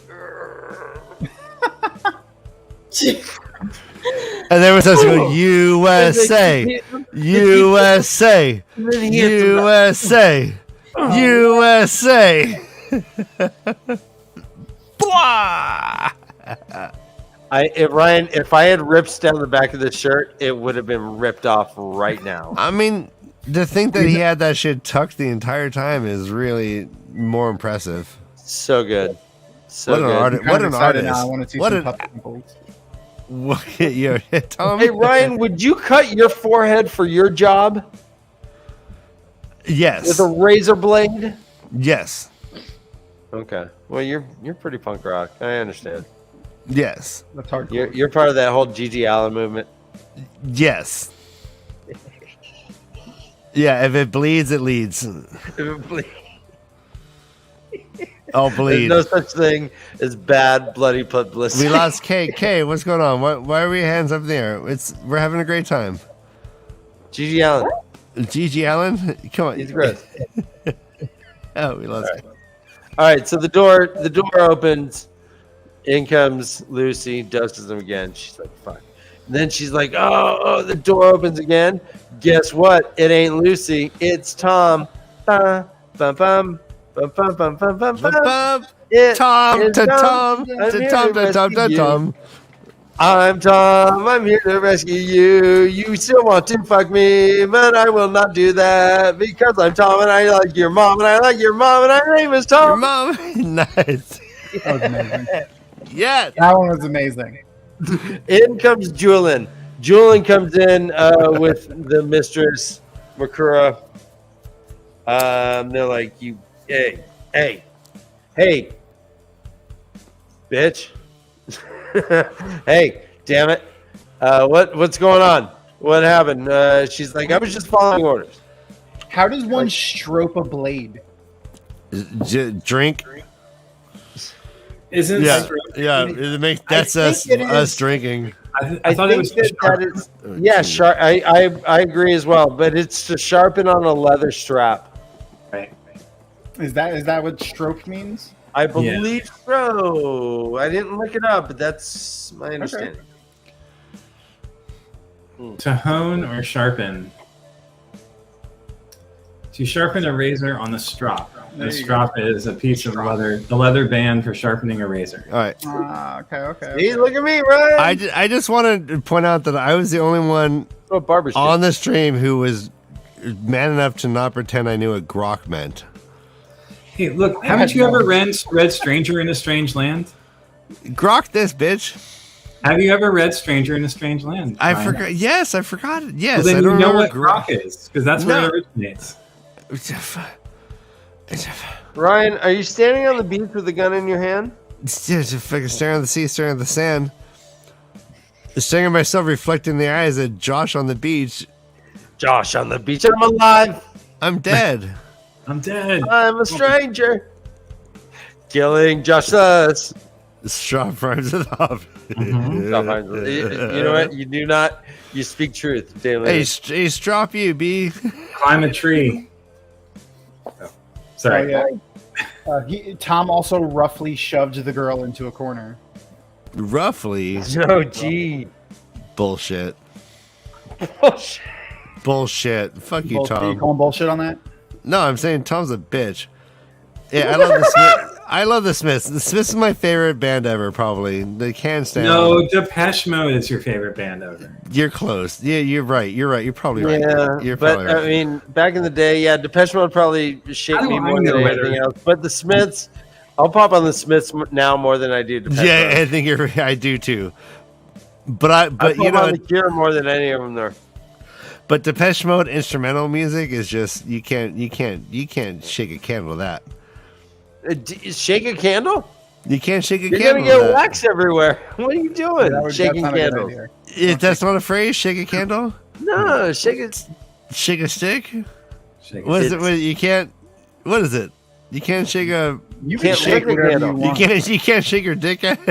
You can't. Do not shake your dick at a candle, I think is the phrase. Yeah. God, remember our first time we were to Todd? He'd always say, "Hey, you can't swing a dick without hitting an ace of die." Yeah. Boy, I miss that guy. Yeah. Remember Todd talking about swinging his dick? Remember Todd? Swinging dick Todd. That was Burt Ward. All right. Fucking I love you, Discord. Elaine is a little jealous that Tom is helping Nynaeve instead of her. She's like, yeah, you shake us. Just thank you. It's not shaking dick. Reference to sheep. Oh, I thought it was like looking for water in a desert. No, not down. It's how you would control your sheep. You shake sticks at them? Shaking the staff to direct where they go. Okay. More than you can shake a stick at means you have more sheep than you can control. A crook. More sheep than you can control? Yeah. More than you can shake a stick at. It sounds like my love life. Huh. Wacom was really productive for me. Got a lot of digits. Yeah, really? Right? Hey, we talked about it on the last show. Wacom was, hey, conventions are all about fucking. Did you get some strength? Accurate story. No, hey, you know, is that a string theory? Yes. I got a lot of string theory. No one's Got already quantum. right here. You got some quantum right? I got some quantum digits. All right, okay. Diljit nailed it. Hold a candle to it. Thank you. It's not shake a candle. You can't. We have Diljit's in another country. And he's explaining idioms to me. Thank you, Diljit. Thank you for teaching me about American idioms from India. Yeah. Fucking Diljit's the best. You're like the fucking bartender. He's like, let me pick my third language to correct you, Ryan. All right. Hey, everyone, now that Kay's here, all that digit conversation is moot and void, and I was just joking. It's for entertainment purposes only. I'm gonna text Kay right now. What's even happening? What happened? You should go back and watch the last 5 minutes of this. No, I was just talking about how all the digits I got at WatCon, and my love life is just fucking flourishing. So much poon. Yes. Yeah, so much not fucking anymore. poon. Yeah, thank you. So much poon. So much poon. So much convention like overflow. It's like it's hard. Poon. It's hard to manage. Guys, who in the chat got con poon? Yeah. Hey, everyone in chat, tell us your con poon stories. Kay, what happened? I'm all Oh yeah. raising my hand. Oh. Was that voluntary poon? Did you get voluntary con poon or just Food, right? You need enthusiastic con food? Con poon we're talking about. And the dinner? No, we're talking about con poon. I cannot Poontang. hear shit, apparently. Oh, you cannot hear a thing. You raised your hand for con poon, which is did you get fucked at WatCon? Oh my god. Oh, I know. no, I was like, don't what's even know. happening? I'm like, we have to have a talk, eh? Well, I'm gonna drink. Hey, and also, That Kay, was not what I raised my hand for. I was all like, Ryan's "Ooh, digits. The lunches and the dinner were great. Yay. No to your thing. Yeah, all you're right, right, guys, just don't use the salt on me. All right. Yeah, but you can use the oil. Key oils? Oils is good, but not the salt. Yeah, I don't want to embrace it. Tommy beat me to that joke. Come in here, Tom. I want to give you a big hug.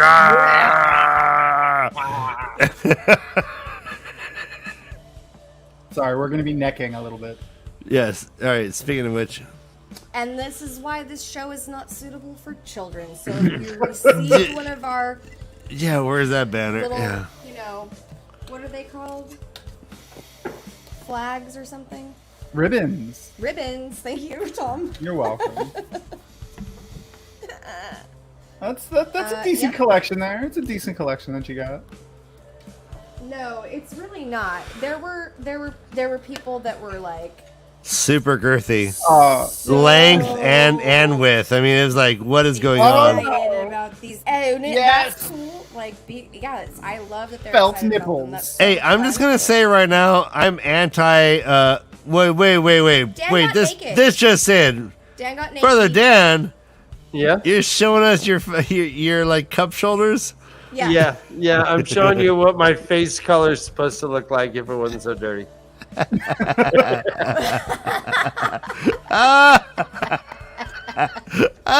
got the farmer's tan. Oh no! Oh no! What's happening?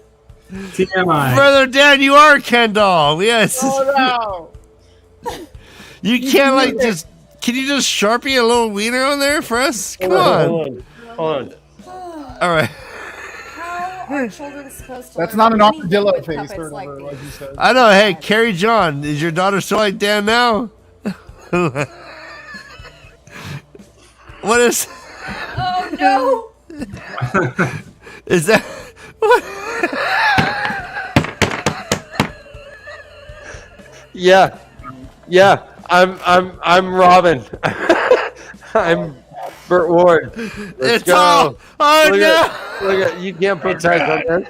Oh my god! Oh my gosh! You can't put tights on this. Oh no! Giant. Oh Hayes no! has to protect Oh, his own- Every no. one of our guests are rubbing their face. Oh no! But It's like Tom a is. giant toad. I think Tom's in his element right now. It's like a He's tuna like, can. Tom's like, this is a typical Friday night for me, baby. Yeah. I undress dolls every night. Jesus. Dan, I don't know if I should compliment you or you tell you to go to the doctor. I did get a bee sting just before the show, Ryan. Did you I eat am peanut butter? rolling Did you unusual stick your dick in peanut butter again, Dan? Yeah, I'm allergic to no. peanuts. Yeah. My penis is having an anaphylactic Yeah. shock. Oh no, talk about. Ah. Hey, here's the callback of all callbacks. Skeeter's the best. Peter. It does Testicular hurt. torsion. You said It that does hurt. 2 hours ago, brother Dan. It does hurt a Wow. lot. Oh my God! Well done, Steve. not Jesus Christ, we should. His new nickname is just Uno because apparently he just has one giant ball. Yeah, Yeah. I'm Do you gonna guys call know him that little torsion. ditty from way back when? It's like Hitler It really hurts, has guys. only got I one know. ball. Irving's got Oh. two very small. Something. It's got two but similar. Yeah, but full borrowed, no full or frontal borrowed. felt. Holy Something has Testicle no balls Tuesday! at all. I don't Holy remember. Testicle Tuesday, Batman! Testicle Tuesday. I think And demonetized. Yeah. Torsion Batman. Wait, say that again, Tom. He would definitely be like, "Holy testicular torsion Batman." Yeah. Yeah. Yes. Yeah. Oh no. Robin, I know. That's Get the best bat thing I've ever heard cream. in a long time, actually. I mean, Robin, I know. Get the bat cream. oh no, what's happening? Discord, mute yourselves. Discord. Get the bat cream. Sorry. Oh my God, brother Dan, like I swear to God, I've known you all my life, but I don't really know you. No, I know. Now you know him a lot better. Like or worse. We've learned that a clitoris fits perfectly between my eyebrows, and I have a very swollen member right now. Yeah, but apparently, like the tip of the male penis is not equivalent to the clitoris. The clitoris is. Yeah, we learned that from Josh. I It's think twice as much. I think that's like I think Josh is like a feminist. That's a feminist interpretation of science. What? Josh is trying to be all woke and shit. I'm saying like no, it's equal, even Steven, baby. My facts are better than his. Guys, drinking obligation. Yes. Quote. Quote. Been ready. How's that? They had surely been ready for the usual rough side of Nynaeve's tongue. Like a cat. Oh no, that's gross. Oh my gosh. FartVader is so funny. I'm not going to post it, but he's really funny. I won't post it either. Yeah. No, this is my clitoris. Funny people. That's what it looks like. We're going there. It's huge. I need a sweatshirt for the. Oh yeah, I for a know. hoodie. It's only Yeah. it's Guys, 3 inches no. long, but it's 6 inches wide. It's so. Hey, speaking of that, have you seen Hedwig and the Angry Inch? No. Yes. Oh, Tom, you haven't seen that? Oh, it's about it's a transsexual who, yeah, it's amazing. You should please watch it. Do you watch? Do you watch? Have you seen Rock Horror Picture Show? Yeah. All right, did you like that shit? Yeah. All right, so add 20 years and modernize it. Hedwig is amazing. Okay. And it has songs. 6 inches forward and 5 inches back. I got an angry inch. It's about a man who had like a failed like sex change operation. It's amazing. Go on. What? It's Go great. on. It's 6 inches forward and 5 inches back. Oh, speaking of which, love chat. Once I bring up Hedwig, You know, Ryan, I was about to ask. We have not seen porn bots in a while. yeah, no, because we've not been on that level, but we're back, baby. Tom we're back, brought us baby. back. Tom, You got us some porn bots. Thank you, my man. Yeah, You it's are. that beard. I think it's right after I screamed a giant chode is when the porn bot came in. Love chat XYZ. Best adult dating. No, site. it's great. DragonReader has 25,000 followers. They retweeted it. They said, "Hey everyone, Tom's gonna be on this show," and no one came. And here I am naked on screen. Yeah, and we're doing the best we can, Tom. God damn. I mean, it could have been because of that, whole 7. They might have showed up at 7:30. Where's the DragonReader bump? They might have, like I said, they might have showed up at 7. Right, Ryan. Yeah, it's 7:30 Eastern. They were all ready based on the tweet. I hate you all.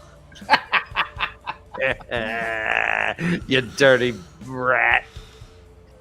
All right, so all right. Oh, he laughed. Oh. We learned that Elaine wants to be green. Not because she wants many warders, but because the green are the battle Aja. They're going to town. Last time they did shit was, I guess, during the Trolloc Wars, but it's coming, I guess. I mean, is she just fooling herself, or is she? I think in the past 2,000 years they've been the Oprah Aja. There ain't been much battles that they've been a part of, but I don't know. The Oprah? Yeah, they're just sitting around watching Oprah. Oh, okay. The daytime soaps, Aja. All right, The Days of Our Lives, Aja. Josh, did you watch the show? He did? loves Okay. the show. Yes, Josh. I did. Yeah. Josh's favorite episode is episode 5. It is. Just for transparency's sake. not to shame him. Oh, no, not at all. Even though that's I don't equivalent agree of with me him, dunking but I don't and putting shame his him face for in my it. I mean, I crotch. do. We definitely shame him for that, actually. But Yeah. for the episode 5 likability piece, I just don't agree with it. And guys, go to our merch store and find the shirts that say Josh loves steppin'. Josh and Steppen sitting in a tree. I stand Josh and Steppen. It's like Step is a picture of Steppen stabbing himself and Josh is crying in the background. Josh is like,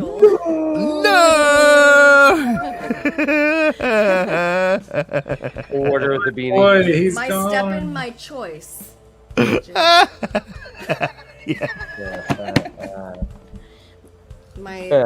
sussy Josh, my choice. I mean, I don't know what that meant, but My seppuku, my choice. Yeah, seppuku is the true body autonomy.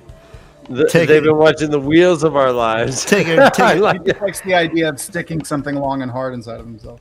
You're right. He's been with it. All right, I'm not gonna follow that thread. No, all right. Jesus, yeah. oh no. Tom, thank you though. That was a challenge I had almost failed. The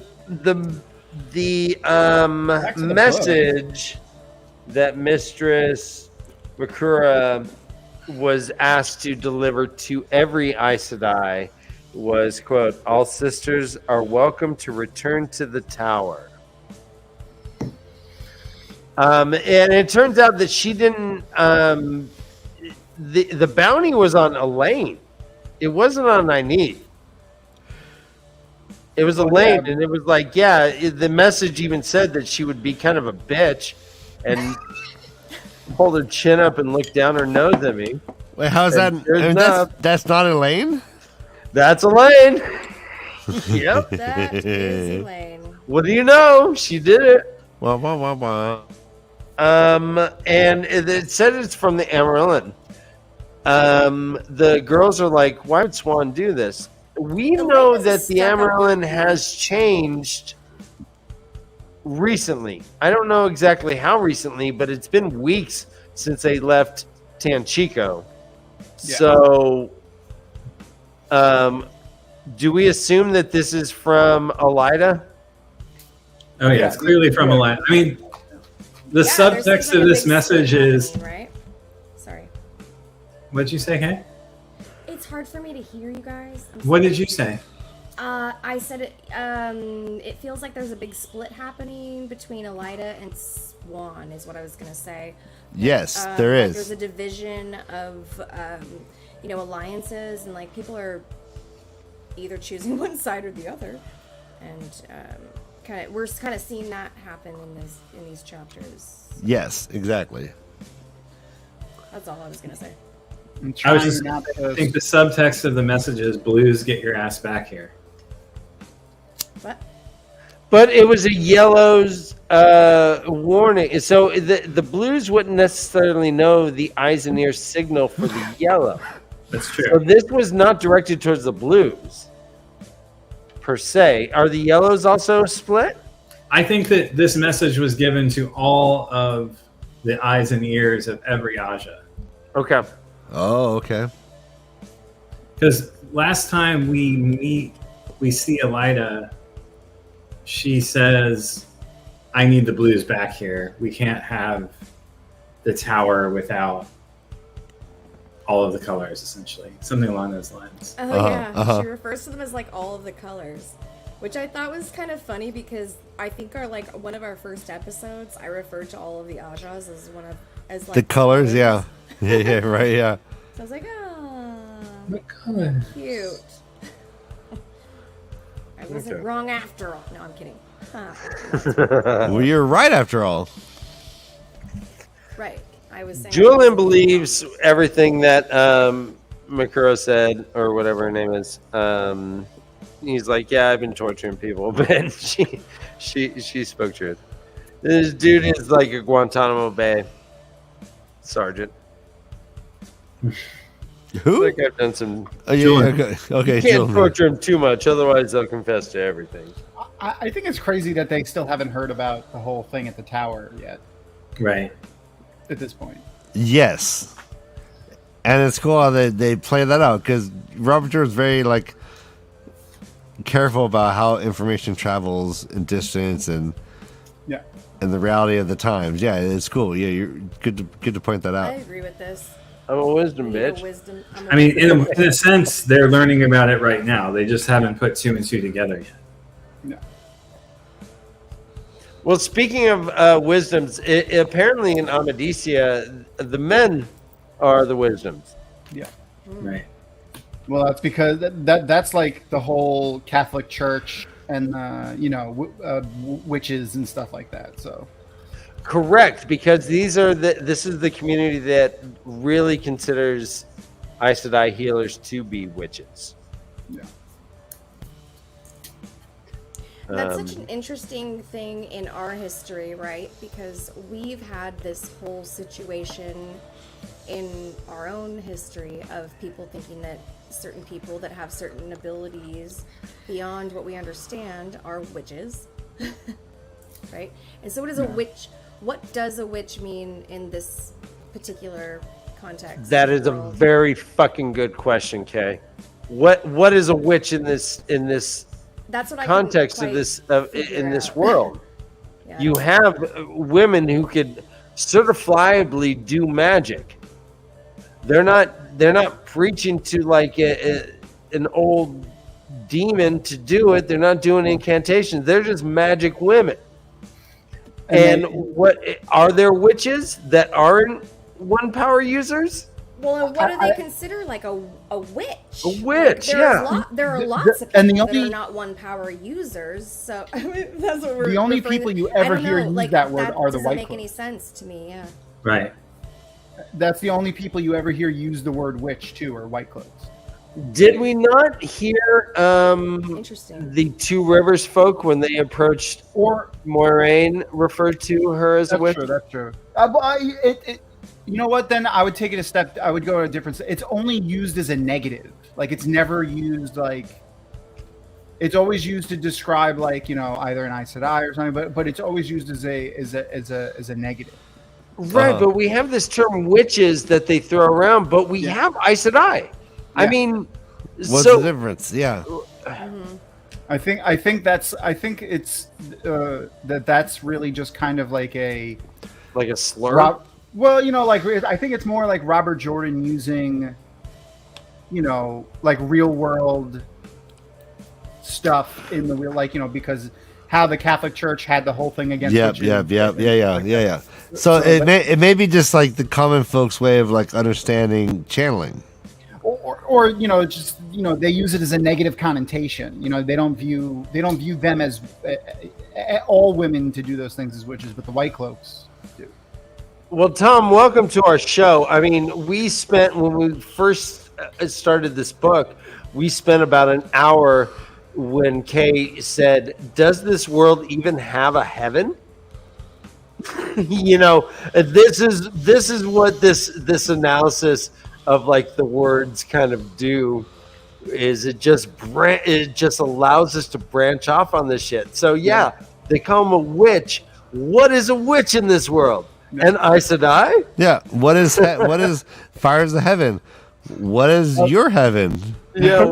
Are there heaven? Yeah. That's a good point though, because like I feel like in the same way that the Catholic Church used the idea of people being witches to like really just get rid of any woman who they thought was gaining too much power, because it wasn't just in the Malleus Maleficarum, which is the book that the Catholic Church printed to like basically the guide on how to spot witches. It wasn't just they're doing magic, it was also they're speaking out against the church.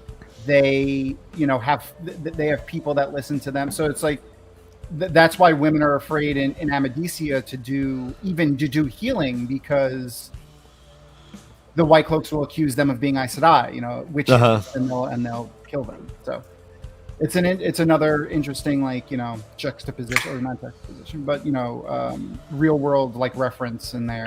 Echo of the real world. Because the white cloaks are really kind of like the Knights Templar meet the KKK. So yeah. Did you say KK? Sorry.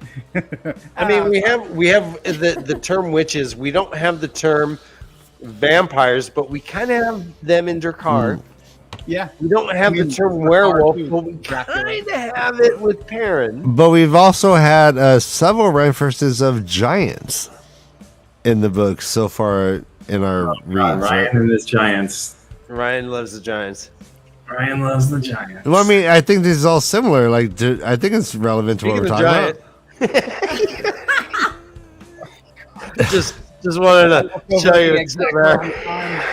Yeah, what are giants to... The difference is that giants are referenced by name, whereas these other things are only referenced by idea and not directly as a term from our world. As Dan was just saying. Okay, yeah. Ours, we have wolf people, we have wolf men, but we don't have werewolf. Yeah, where there's specific But we have references. dragons.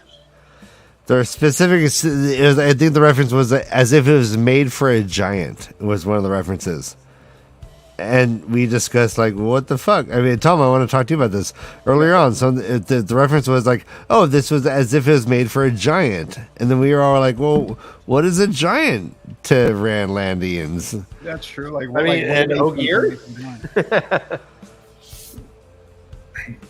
I mean, the giants that they're referring to are Mosk and Merc. Oh, those are the giants? Yeah, the giants, Mosk and Merc. Mosk and Merc. No. That's very different. No, very different. We were talking about chains that were as if they were made for a giant. No, something very specifically like, I know what you're talking about. The giants, Mosk and Merc is a different you brought reference. this up before, right? None of us agree that there's real giants in the world. Well, I know, but it could be a remnant of a different age. That they're like it's a historical memory or something. So that's what I was gonna ask actually. Did Josh and Kay? Did you guys pick up on at the end of I forgot what point in the last book. This is definitely pre-Tanchico. When Egwene is exploring the Panarch's palace. Mm-hmm. In the world of dreams, the giraffe skeleton and the elephant, or but also she picks up an item out of the case, and she's looking at it. The BMW head. Oh yeah, the thing. Yeah. So it's made out of plastic, which is like metal, but it's pitted. Yeah. Yep. So and it had a sense of like that means, but that means that our world and. Again, I don't think this is a spoiler. Robert Jordan did confirm that our time actually happened. Yes, yeah. During the first age. Yeah. So this could just be, something left over, like a. Which is so weird because there are no giants in our world either, though. No, but like if you had why we don't think that there were ever real giants. It's referring to giants in terms of their social status, or their creation of nations. Larger than imaginable. No, I think they're talking. No, yes, but also in the references, though. In the references, though, they talk about like something being as if they're made for a giant, which is as if they're made for a large being. Yeah, but that's something that we would say as a referent as well, and we don't have. How do you explain loyal then? Like, how do you explain if there are genetic modification? Ooh, Loyal's a genetic mod? How do you explain Loyal's existence and the history therein and the backstory there? I'm just curious because this Good question. You're right. This is not congruent with. Yeah, why wouldn't you call a giant just a tall Ogier? Right, that's kind of what I thought of it as, just a tall Ogier as well. But I don't really know, and I'm curious though, like the Loyal situation, that feels like a very real world.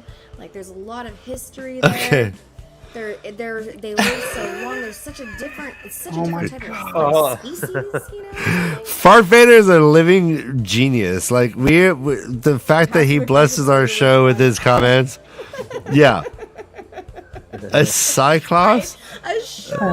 How dare you? I hope you should go to sleep sleep well tonight, my friend. Yeah, be proud of that one. Giggle. Yeah, that was the best joke of the night. We've been trying for 3 hours to get something that great.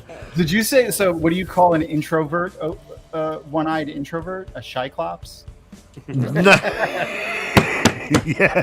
Yes. All right. See what you did, FartVader. Be proud. A pessimistic Cyclops is a Y-Clops? It's a Neclops. So during Rand's visions in Meridian, where we witnessed the IEO or the Gen IEO at harvest time singing the song with the Nim. Okay. The Nim is described as being like 20 feet tall. 20 feet tall, yes. So there's your giant, Ryan. There's your giant. But why don't they just call him a Nim then? They all get along. Because Nims have been forgotten in this age. Okay, all right. There are giants, though, yeah.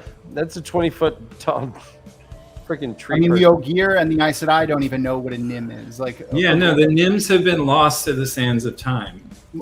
Moraine never refers to the Green Man as a Nim, and neither does. No, we met the Green Man who was a giant. Yeah. So, But And he had one eye. knew his name though, right? Namesta. Who the knew his Jolly name? Green Giant, yes. Oh, yeah. Ho, ho, ho. Green Giant. All right, so okay, who references Nim? Where's Nim come from? Then I'm sorry, I think from The the Nim is flashback. mentioned in Rand's vision in Ruidian when he witnesses the song being sung All by right. the harvest. This is very rare, Josh. You need to sleep well tonight. You just got a compliment from Delu. Hey, Dana and I get along. Way to go, Josh. Look at that smile on Joshy's face. Yeah, no, you get along like cats and dogs. Smile. Josh is like, hey. You were too drunk the day that Dana and I hung out, Ryan. I do like your take on the Ogier, though, Josh. That they're genetic modifications. What? Wait, yeah, Ogier is a What? genetic. So who did that? That's been my theory from the get-go, is that all of these things, the ability, the fact that we have all these TAVERN within the Manetheren culture, this is all the byproduct of genetic manipulation in a prior age. So wait, you think being a TAVERN is also tied to genetics? Yeah. Okay. Yeah, but what is the secret in him? I like Tom's poker face. It's a good question, Matt. Tom's poker face is really not good. It's a movie from 1983, I think. I'm kidding. It's actually very good. No, Tom's doing well. Tom's doing well. No, he's amazing. You're amazing. I love the he, they pronouns too. Thank you. Boom. So my name, What are your pronouns, sweetie? You're right. I did not include those. Yeah. I'm sorry. They tie up, sweetie. they tie up the girl. They say, get in the corner. They tie him up back to back, throw gags in their mouth, and go downstairs. Nynaeve is checking out all the the herbs and shit. And she goes, hey, this is white hen pepper. It'll soothe the toothache, but it will also turn your hair black Wait, as so night. she's lying there like this, right? Then recreate it. Like yeah. this. All right, so they're both like, I'm Nynaeve. Oh God! He's laying back now. Oh no! Dude, put that away, damn! All right, right. Jesus, unsheath your sword. I don't know. All right, just or sheath it. I'm sorry, yeah, sheath it. I know. Yeah. Jesus, put the Joey back in the pouch. I think he's gonna crawl up there himself. Joey back in the pouch. He's gotta get a little shrinky. God, no, it happens. All right, I'm back. I'm back. Super funny. Now I look like just Jean-Claude Van Damme in every given movie. I know, but everyone knows what's going on down there. This is a game changer. No, that's all right. It's a game changer, Dan. That's all right. No, the game is afoot. Get it? It was my foot as a penis. You're hilarious. Anyways. I thought you were saying is like a $5 foot long. I just can't even hear most of what you guys are saying. This is so crap. You know, those foot longs actually they're getting sued because they're not exactly 12 inches. She's having trouble hearing us. Okay, turn your computer volume up. Okay. No, she can hear us still. No, I have. Okay. Well, we're just wrapping up here. We'll be back right This after last these little technical bit. difficulties. We'll try to speak. We'll try to what? Try to speak clearly. Enunciate.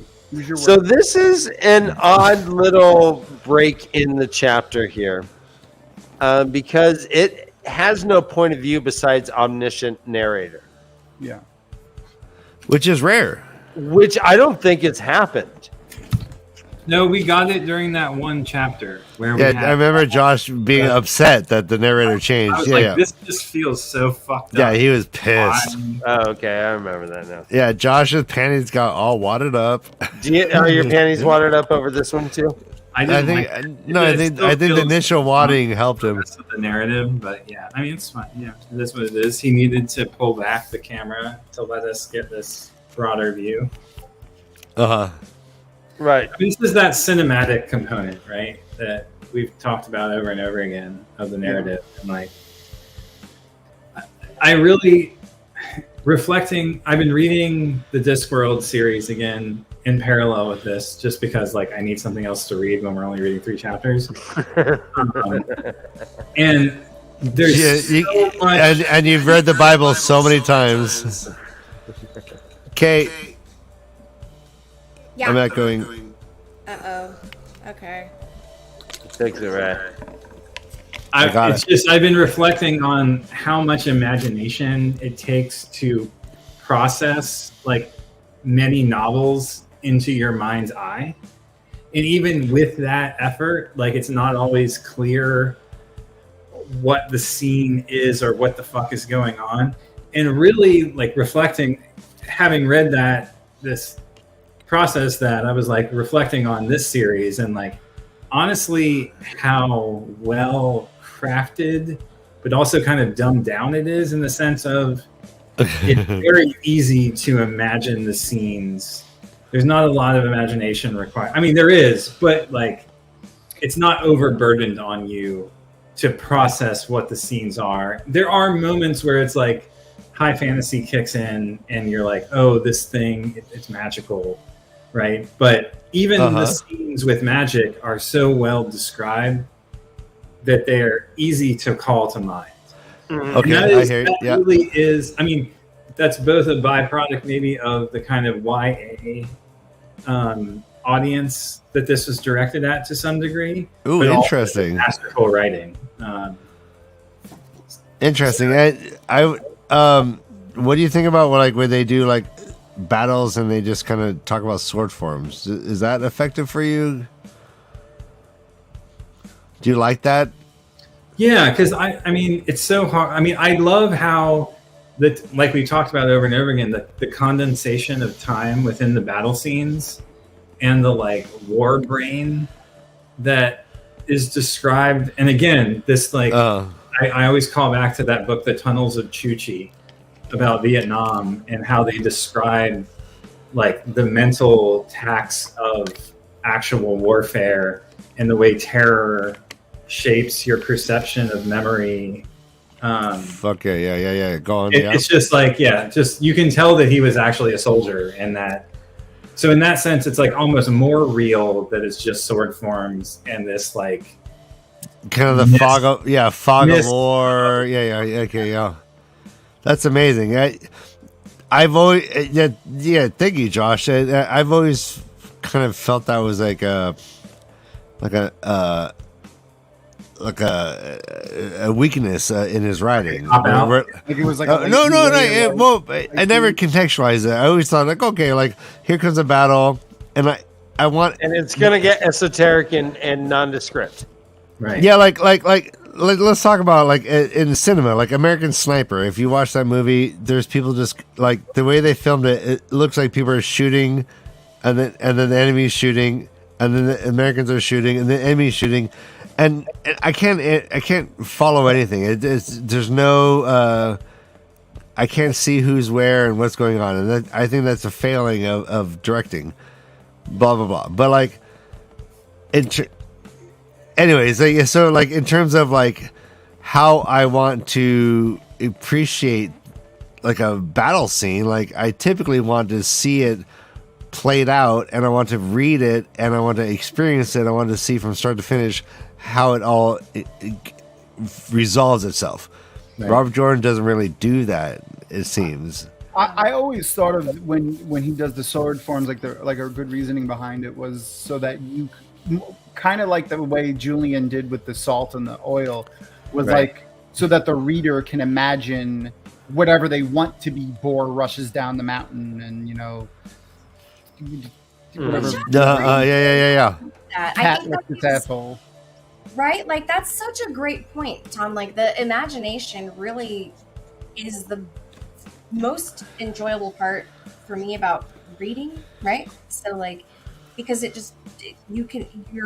my imagination is fucking crazy. Yeah, is intense.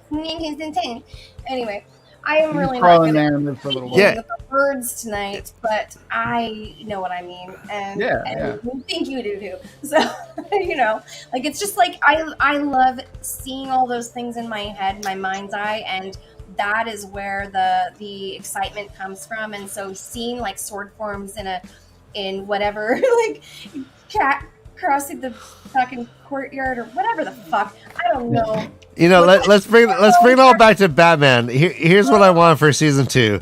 Lan is in a fight scene, and then instead of like the BAM sign that would pop up, it'd be like cat crossing the cradle. Boom! And it would and then it's put on the screen.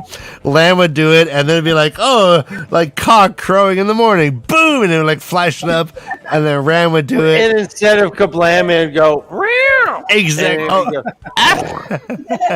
Board rushing down the mountain. Oh, I love it. Heron stabbing a fish. That's the sound fish makes. I like, KayK. That's the best fish dying sound.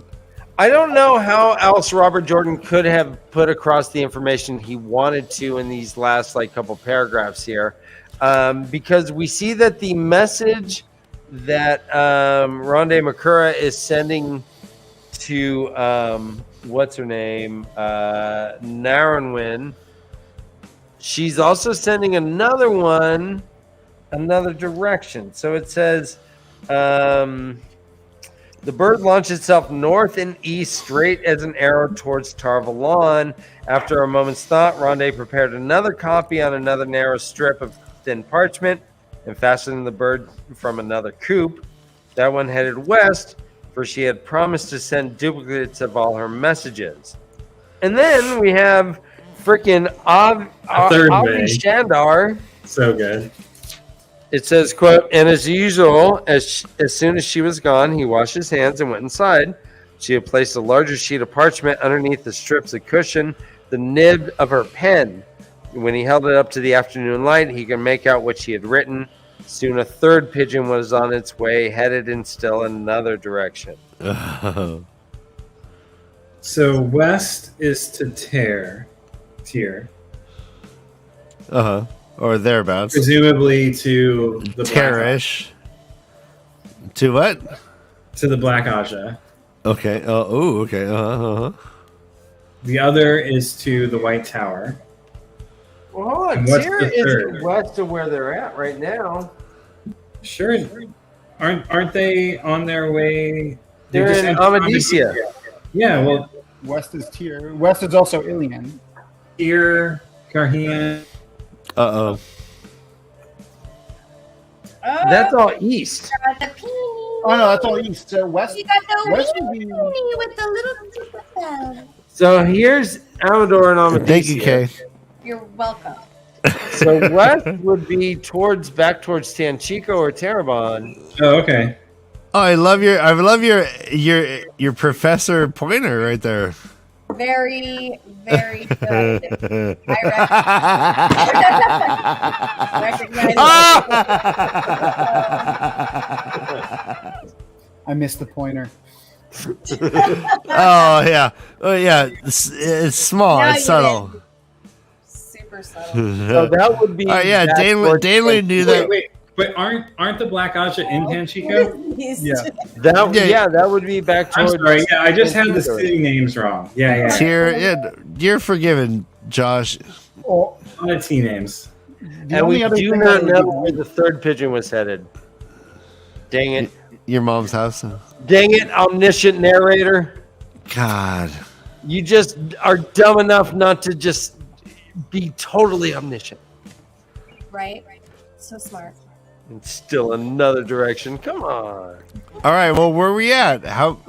Let's look at our notes. Let's wrap this up and hang out in Discord. So one was going. The one going west and north was going towards. I'm sorry, east and north was going to Tar-Valon. Yeah, that's exactly northeast from there, so that works.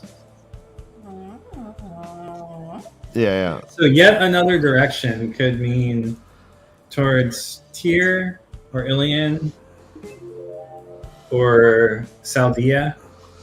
Oh.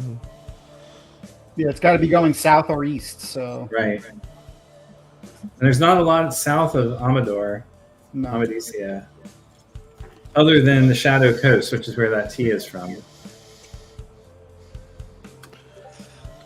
Budar. Are you just touching things randomly? Brother Dan, where did you get that map? Brother Dan, you're milking the Falma? Beautiful. You're working the Falma. Thank you. My son got it for me.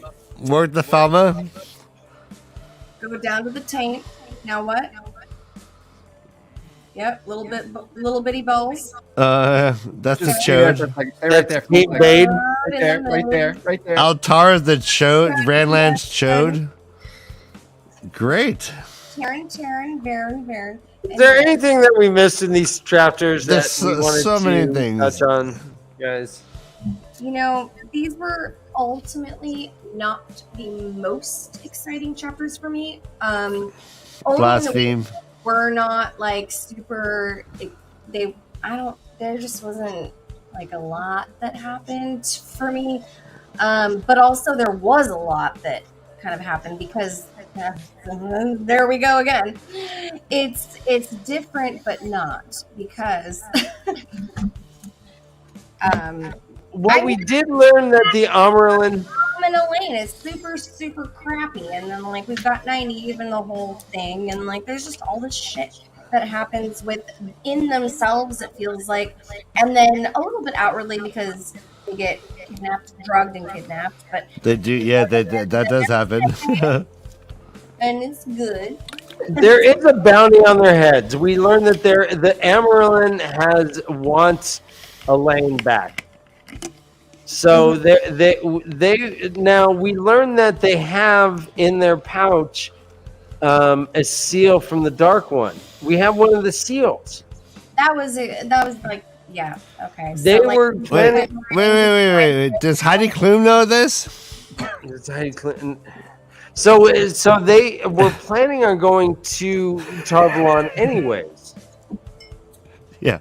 Tom, but now the Amaryllis has you waited like 3 hours for that, Tom. Heidi Klum, go ahead, Ryan. Go on.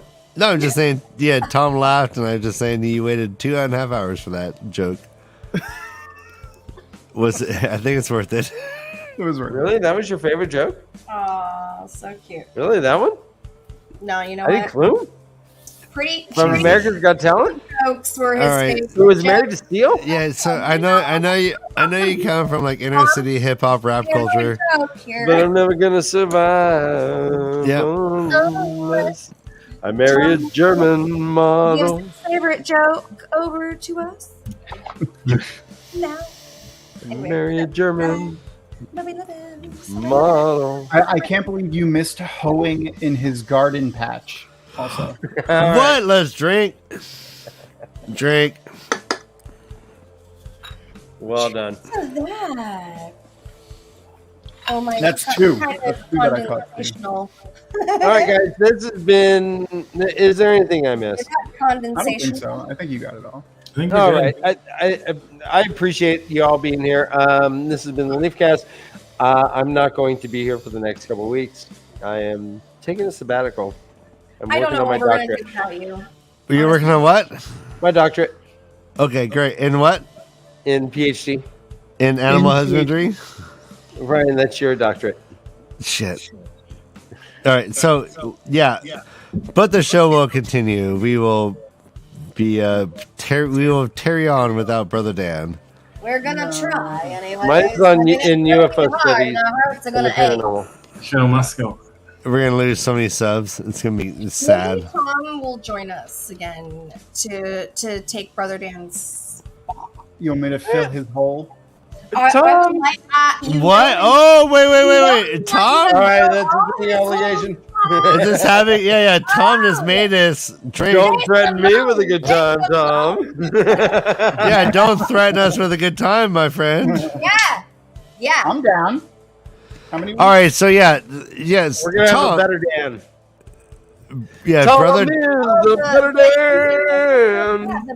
The better. Tom Bird, better brother Dan. Oh my God, is that your Jesus Christ? I hate when you do the Pearl Jam impersonation. Yeah, man, brother Dan. Tom's gonna be a brother Dan. Tom loves him. I love him. All right, yeah, fill his hole. Fill his hole. Fill his hole. I got my pants back on, guys. Sorry. It is. He is.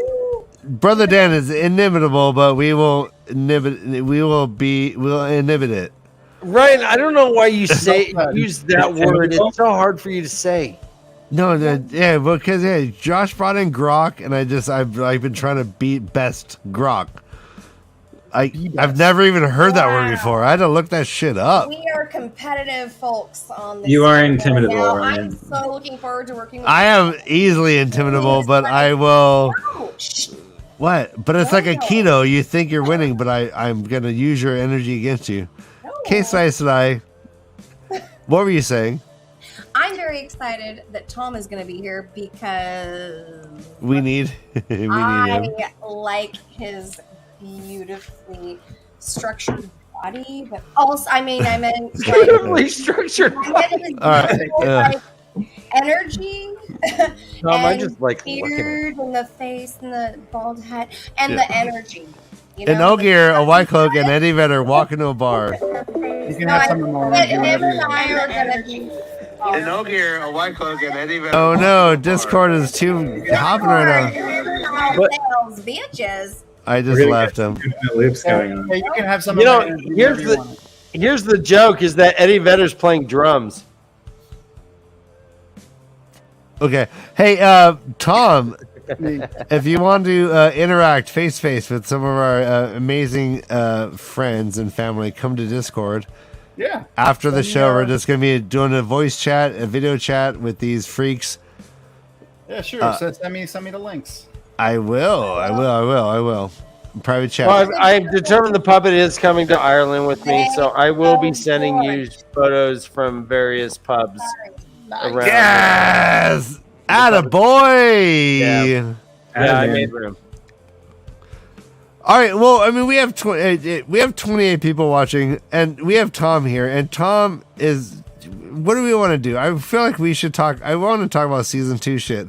Have you watched the teaser trailer, Josh?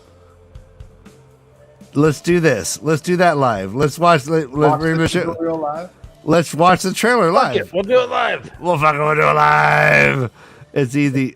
I got this going. All right. Because everyone is talking about it. Everyone.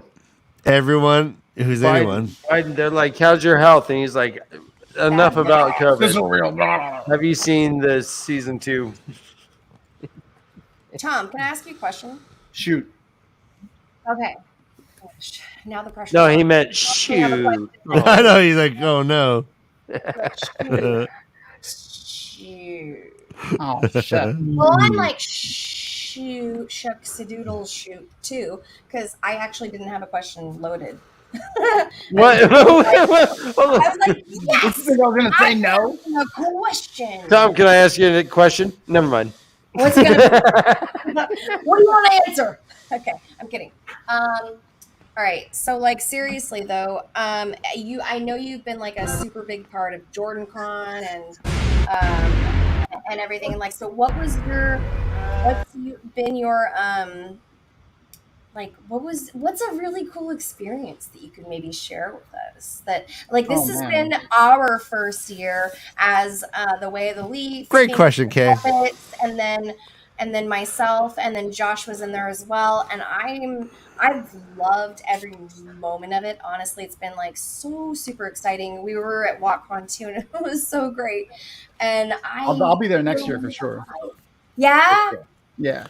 At both of them, you mean? Yeah. Yeah, WotCon. Yeah, because we saw him at JordanCon, obviously. Yeah. Yeah. So an interesting experience. Yeah. I mean, there's been a lot over the years. Of course. Oh my gosh. Like it's something that how much is DragonMount involved in JordanCon? Well, so I only started working for DragonMount like 3 or 4 years ago. But I've been involved with JordanCon and DragonMount and stuff like that just kind of behind, like, doing this YouTube stuff like 3 years ago or 2 years ago, however, right at the beginning of COVID, I think we started doing this shit. But Jordan Con is approaching its 15th Jordan Con, and my wife and I have been going to it since the first one. And at the very first Jordan Con, actually, I got to dance with an extremely drunk Harriet, so that was fun. There's the Harriet story. Yeah.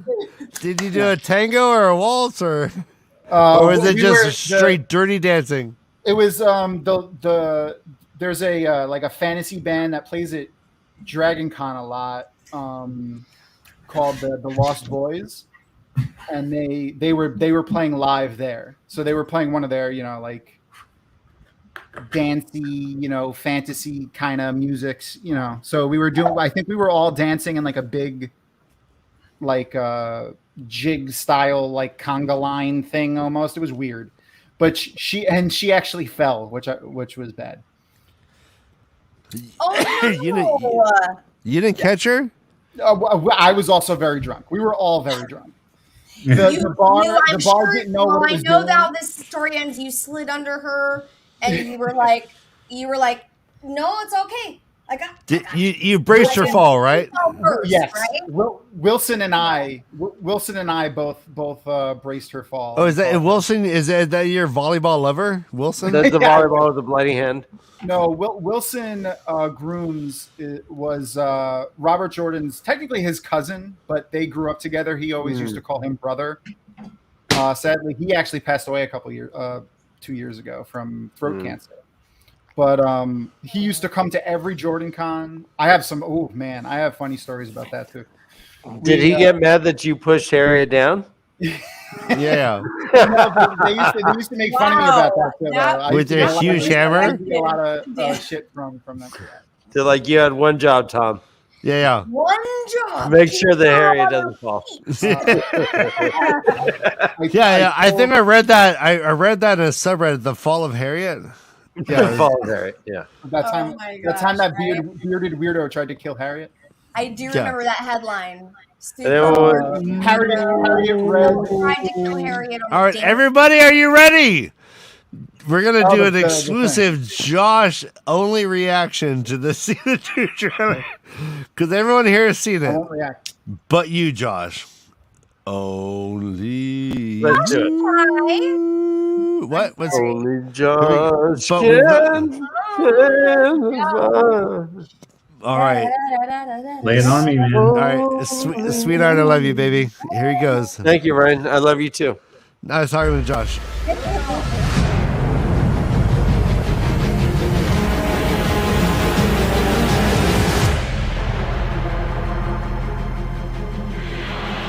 Yeah.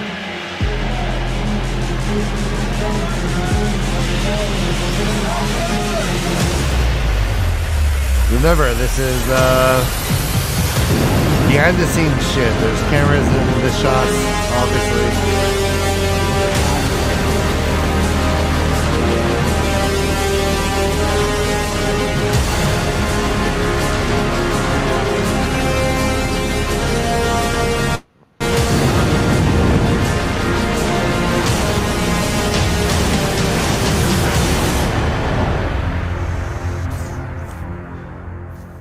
All right, Josh, the world wants to know. Are you pumped? Are you hard right now? No. Are you semi hard? No. I think Tom got a was. chub? Why did they insist on breaking down the fourth wall? Oh, with the cameras and shit? Yeah. Really? That's a good point. Why? That's a very good point. I kind of think about the whole time. I personally, yes. Is the fourth wall being pulled down? So that you can see the sausage. Wait, hold on. You know nothing about TV. You've admitted this. You know nothing about good acting. You don't know anything about good things happening in TV. Josh. Josh, you have no taste? No. You have no taste. I don't care about acting. It's true. Josh, you go to Sizzler for steak. How TV is made. You know what, Josh? I'm with you. Little kids act. If little kids can do it, then anyone can do it. They did when they brought this when they played this at SDCC, they brought it out as a behind the scenes sizzle reel. All right, so what is a sizzle reel?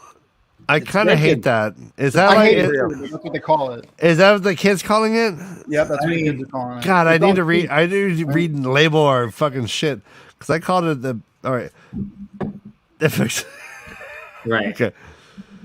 No. You're right. No, that's what IGN kept calling it too. It's sizzle reel. Okay, so first thought: why is the fourth wall being broken down? Second thought was: are you excited? What did you think of Goldface? Wheel of Thrones. Wheel of Thrones? You keep saying Wheel of Thrones. Yeah, it's just like, really? What do you mean, really? Because there's explosions and. No, it was just everything about it. I don't know. It's hard to describe. It's like there's nothing unique about what they're doing, which is fine. But I don't know what you mean. What do you? Yeah, what do you mean? I mean, so like the way it's shot, the way the characters are represented. There's nothing that says to me this is the Wheel of Time, as opposed to the Game of Thrones or fucking the next Lord of the Rings. Like, that is a really good point. There is no real besides the wheel that we see. Right. Wait, what about this though? What about Buff Land? What about this? I'll take any amount with a sword. What? I mean, why is that? He's cutting a tree. He's doing sword forms. He's doing sword forms. We have Pensive Rand.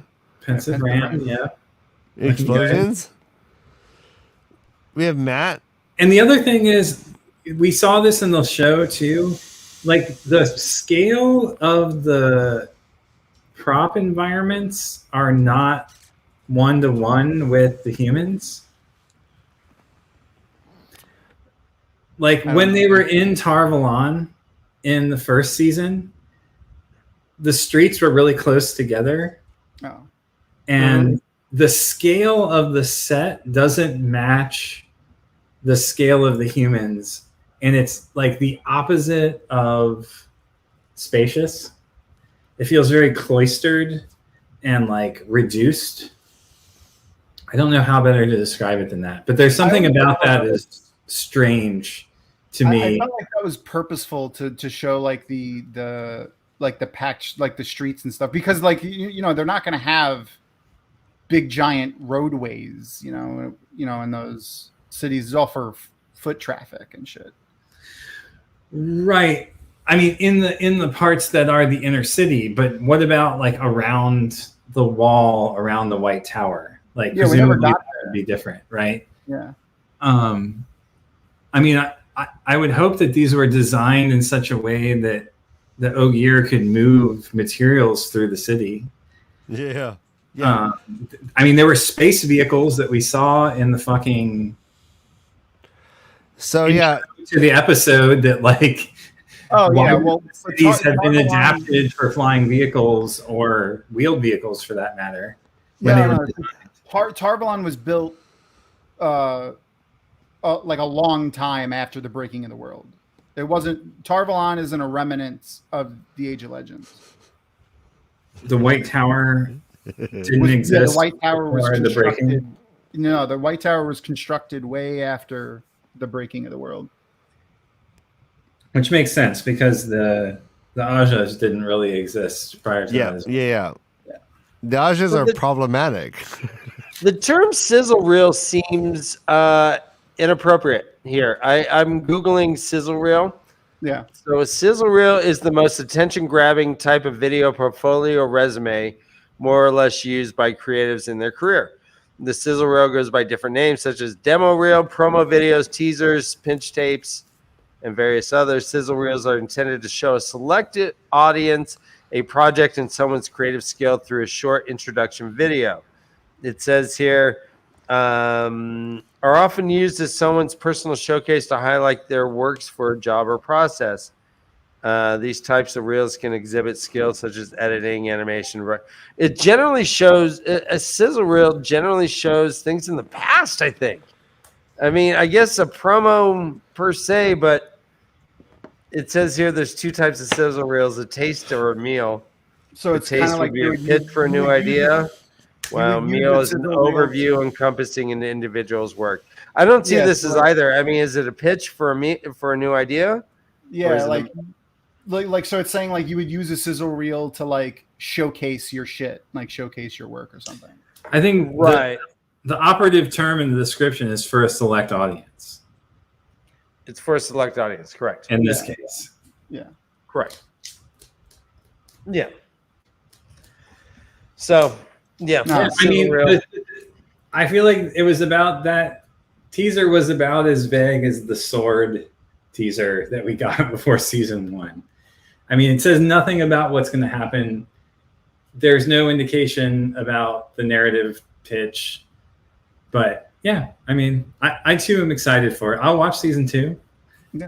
It left, I mean, there was a particular scene though in that reel that I'm really excited for. Did you notice the figure hanging from a door in a moment in that scene? No. There's a quick snippet of a robed black armored figure hanging from a door. Yeah, Ryan's gonna pull it up. There it was. We'll get there. Land. But do you remember that scene from the book? It was in The Great Hunt.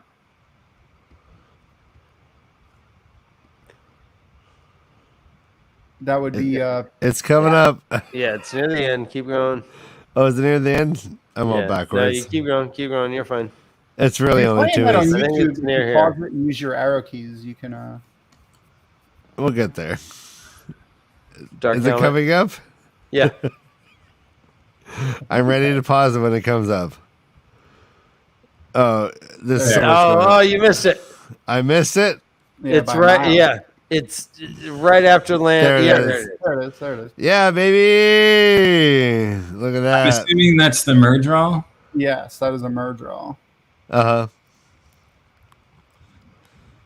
Maybe he's still saying stuff. Maybe that's why he's gonna kill him. Maybe he's like, He's still like, I'm gonna fucking hit you and your grandparents. I don't like being Your children's. I am interested in hearing them talk if they're going to make them talk. Yeah, door draw. Door draw, yeah. Hashtag door draw. So, do you think, Tom? Do you think that we are going to see a mirror draw speak? I don't know. I don't know if they're going to make him speak or not. They don't seem to have a mouth that functions that way. They have way too many teeth. Try to say thing with that many teeth. Say magic. teeth. Magic.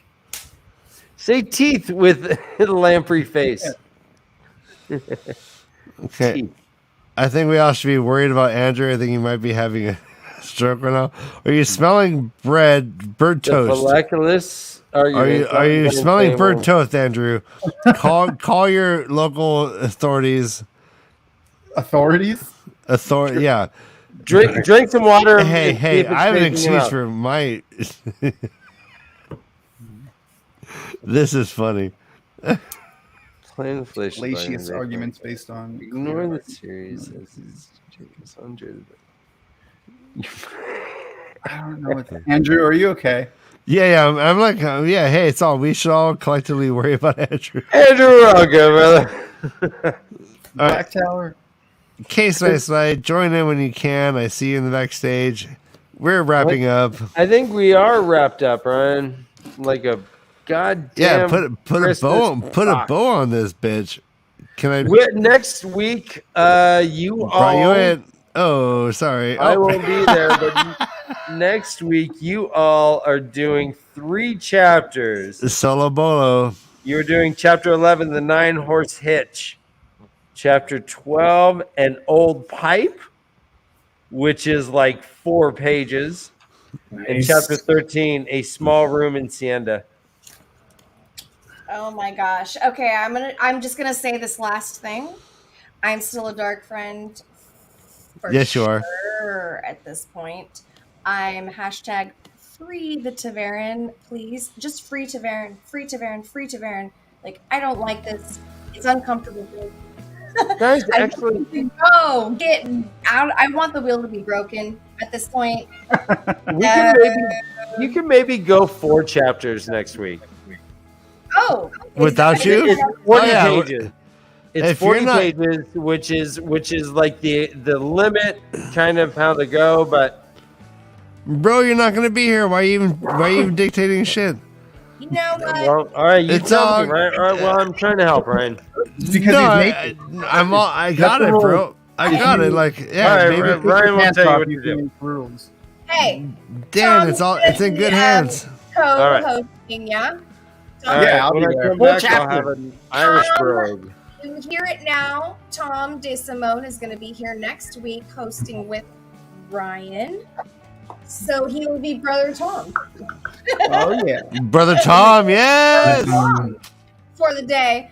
And, or, Amen. the hours we do this for. And we will have the best time deciphering what we can out of what? Chapters 11 through 13.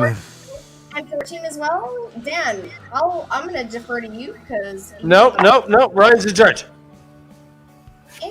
It's Ryan's show right now for the next 3 weeks, guys. I leave it in your lovely hands. Thank you, Tom, for being the Then better I brother will- Dan. I will Nice hanging out with you. all the chapters we do next week. Then.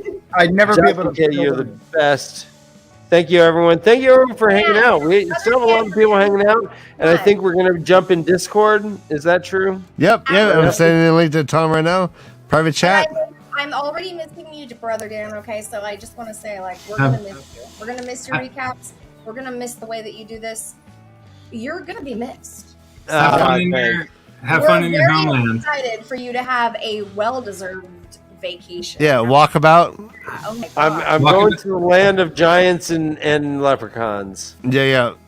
And we Moss- can't take photos when you get back. Oh, And yeah. you Oh, have, yeah, like, a tons. whole ream of them for us. Ream? I'll send a bunch. You know me. I don't know. Ream? I do know you. I don't know real or ream. Or real versus ream. You can A ream. reel is something, maybe photo. Ryan, look at my muscles. And a ream is a. I try not to. We can ream. We'll all ream Dan. It'll be fine. We're gonna ream Dan on a reel. All right. There you go. All right, yeah. Hey, jump into Discord. We're all hanging out. Tom, we'll see you there. Brother Dan. Hey, I love you and I'm proud of you. Yeah. Everyone, run for your lives. This is the way to leave. Run!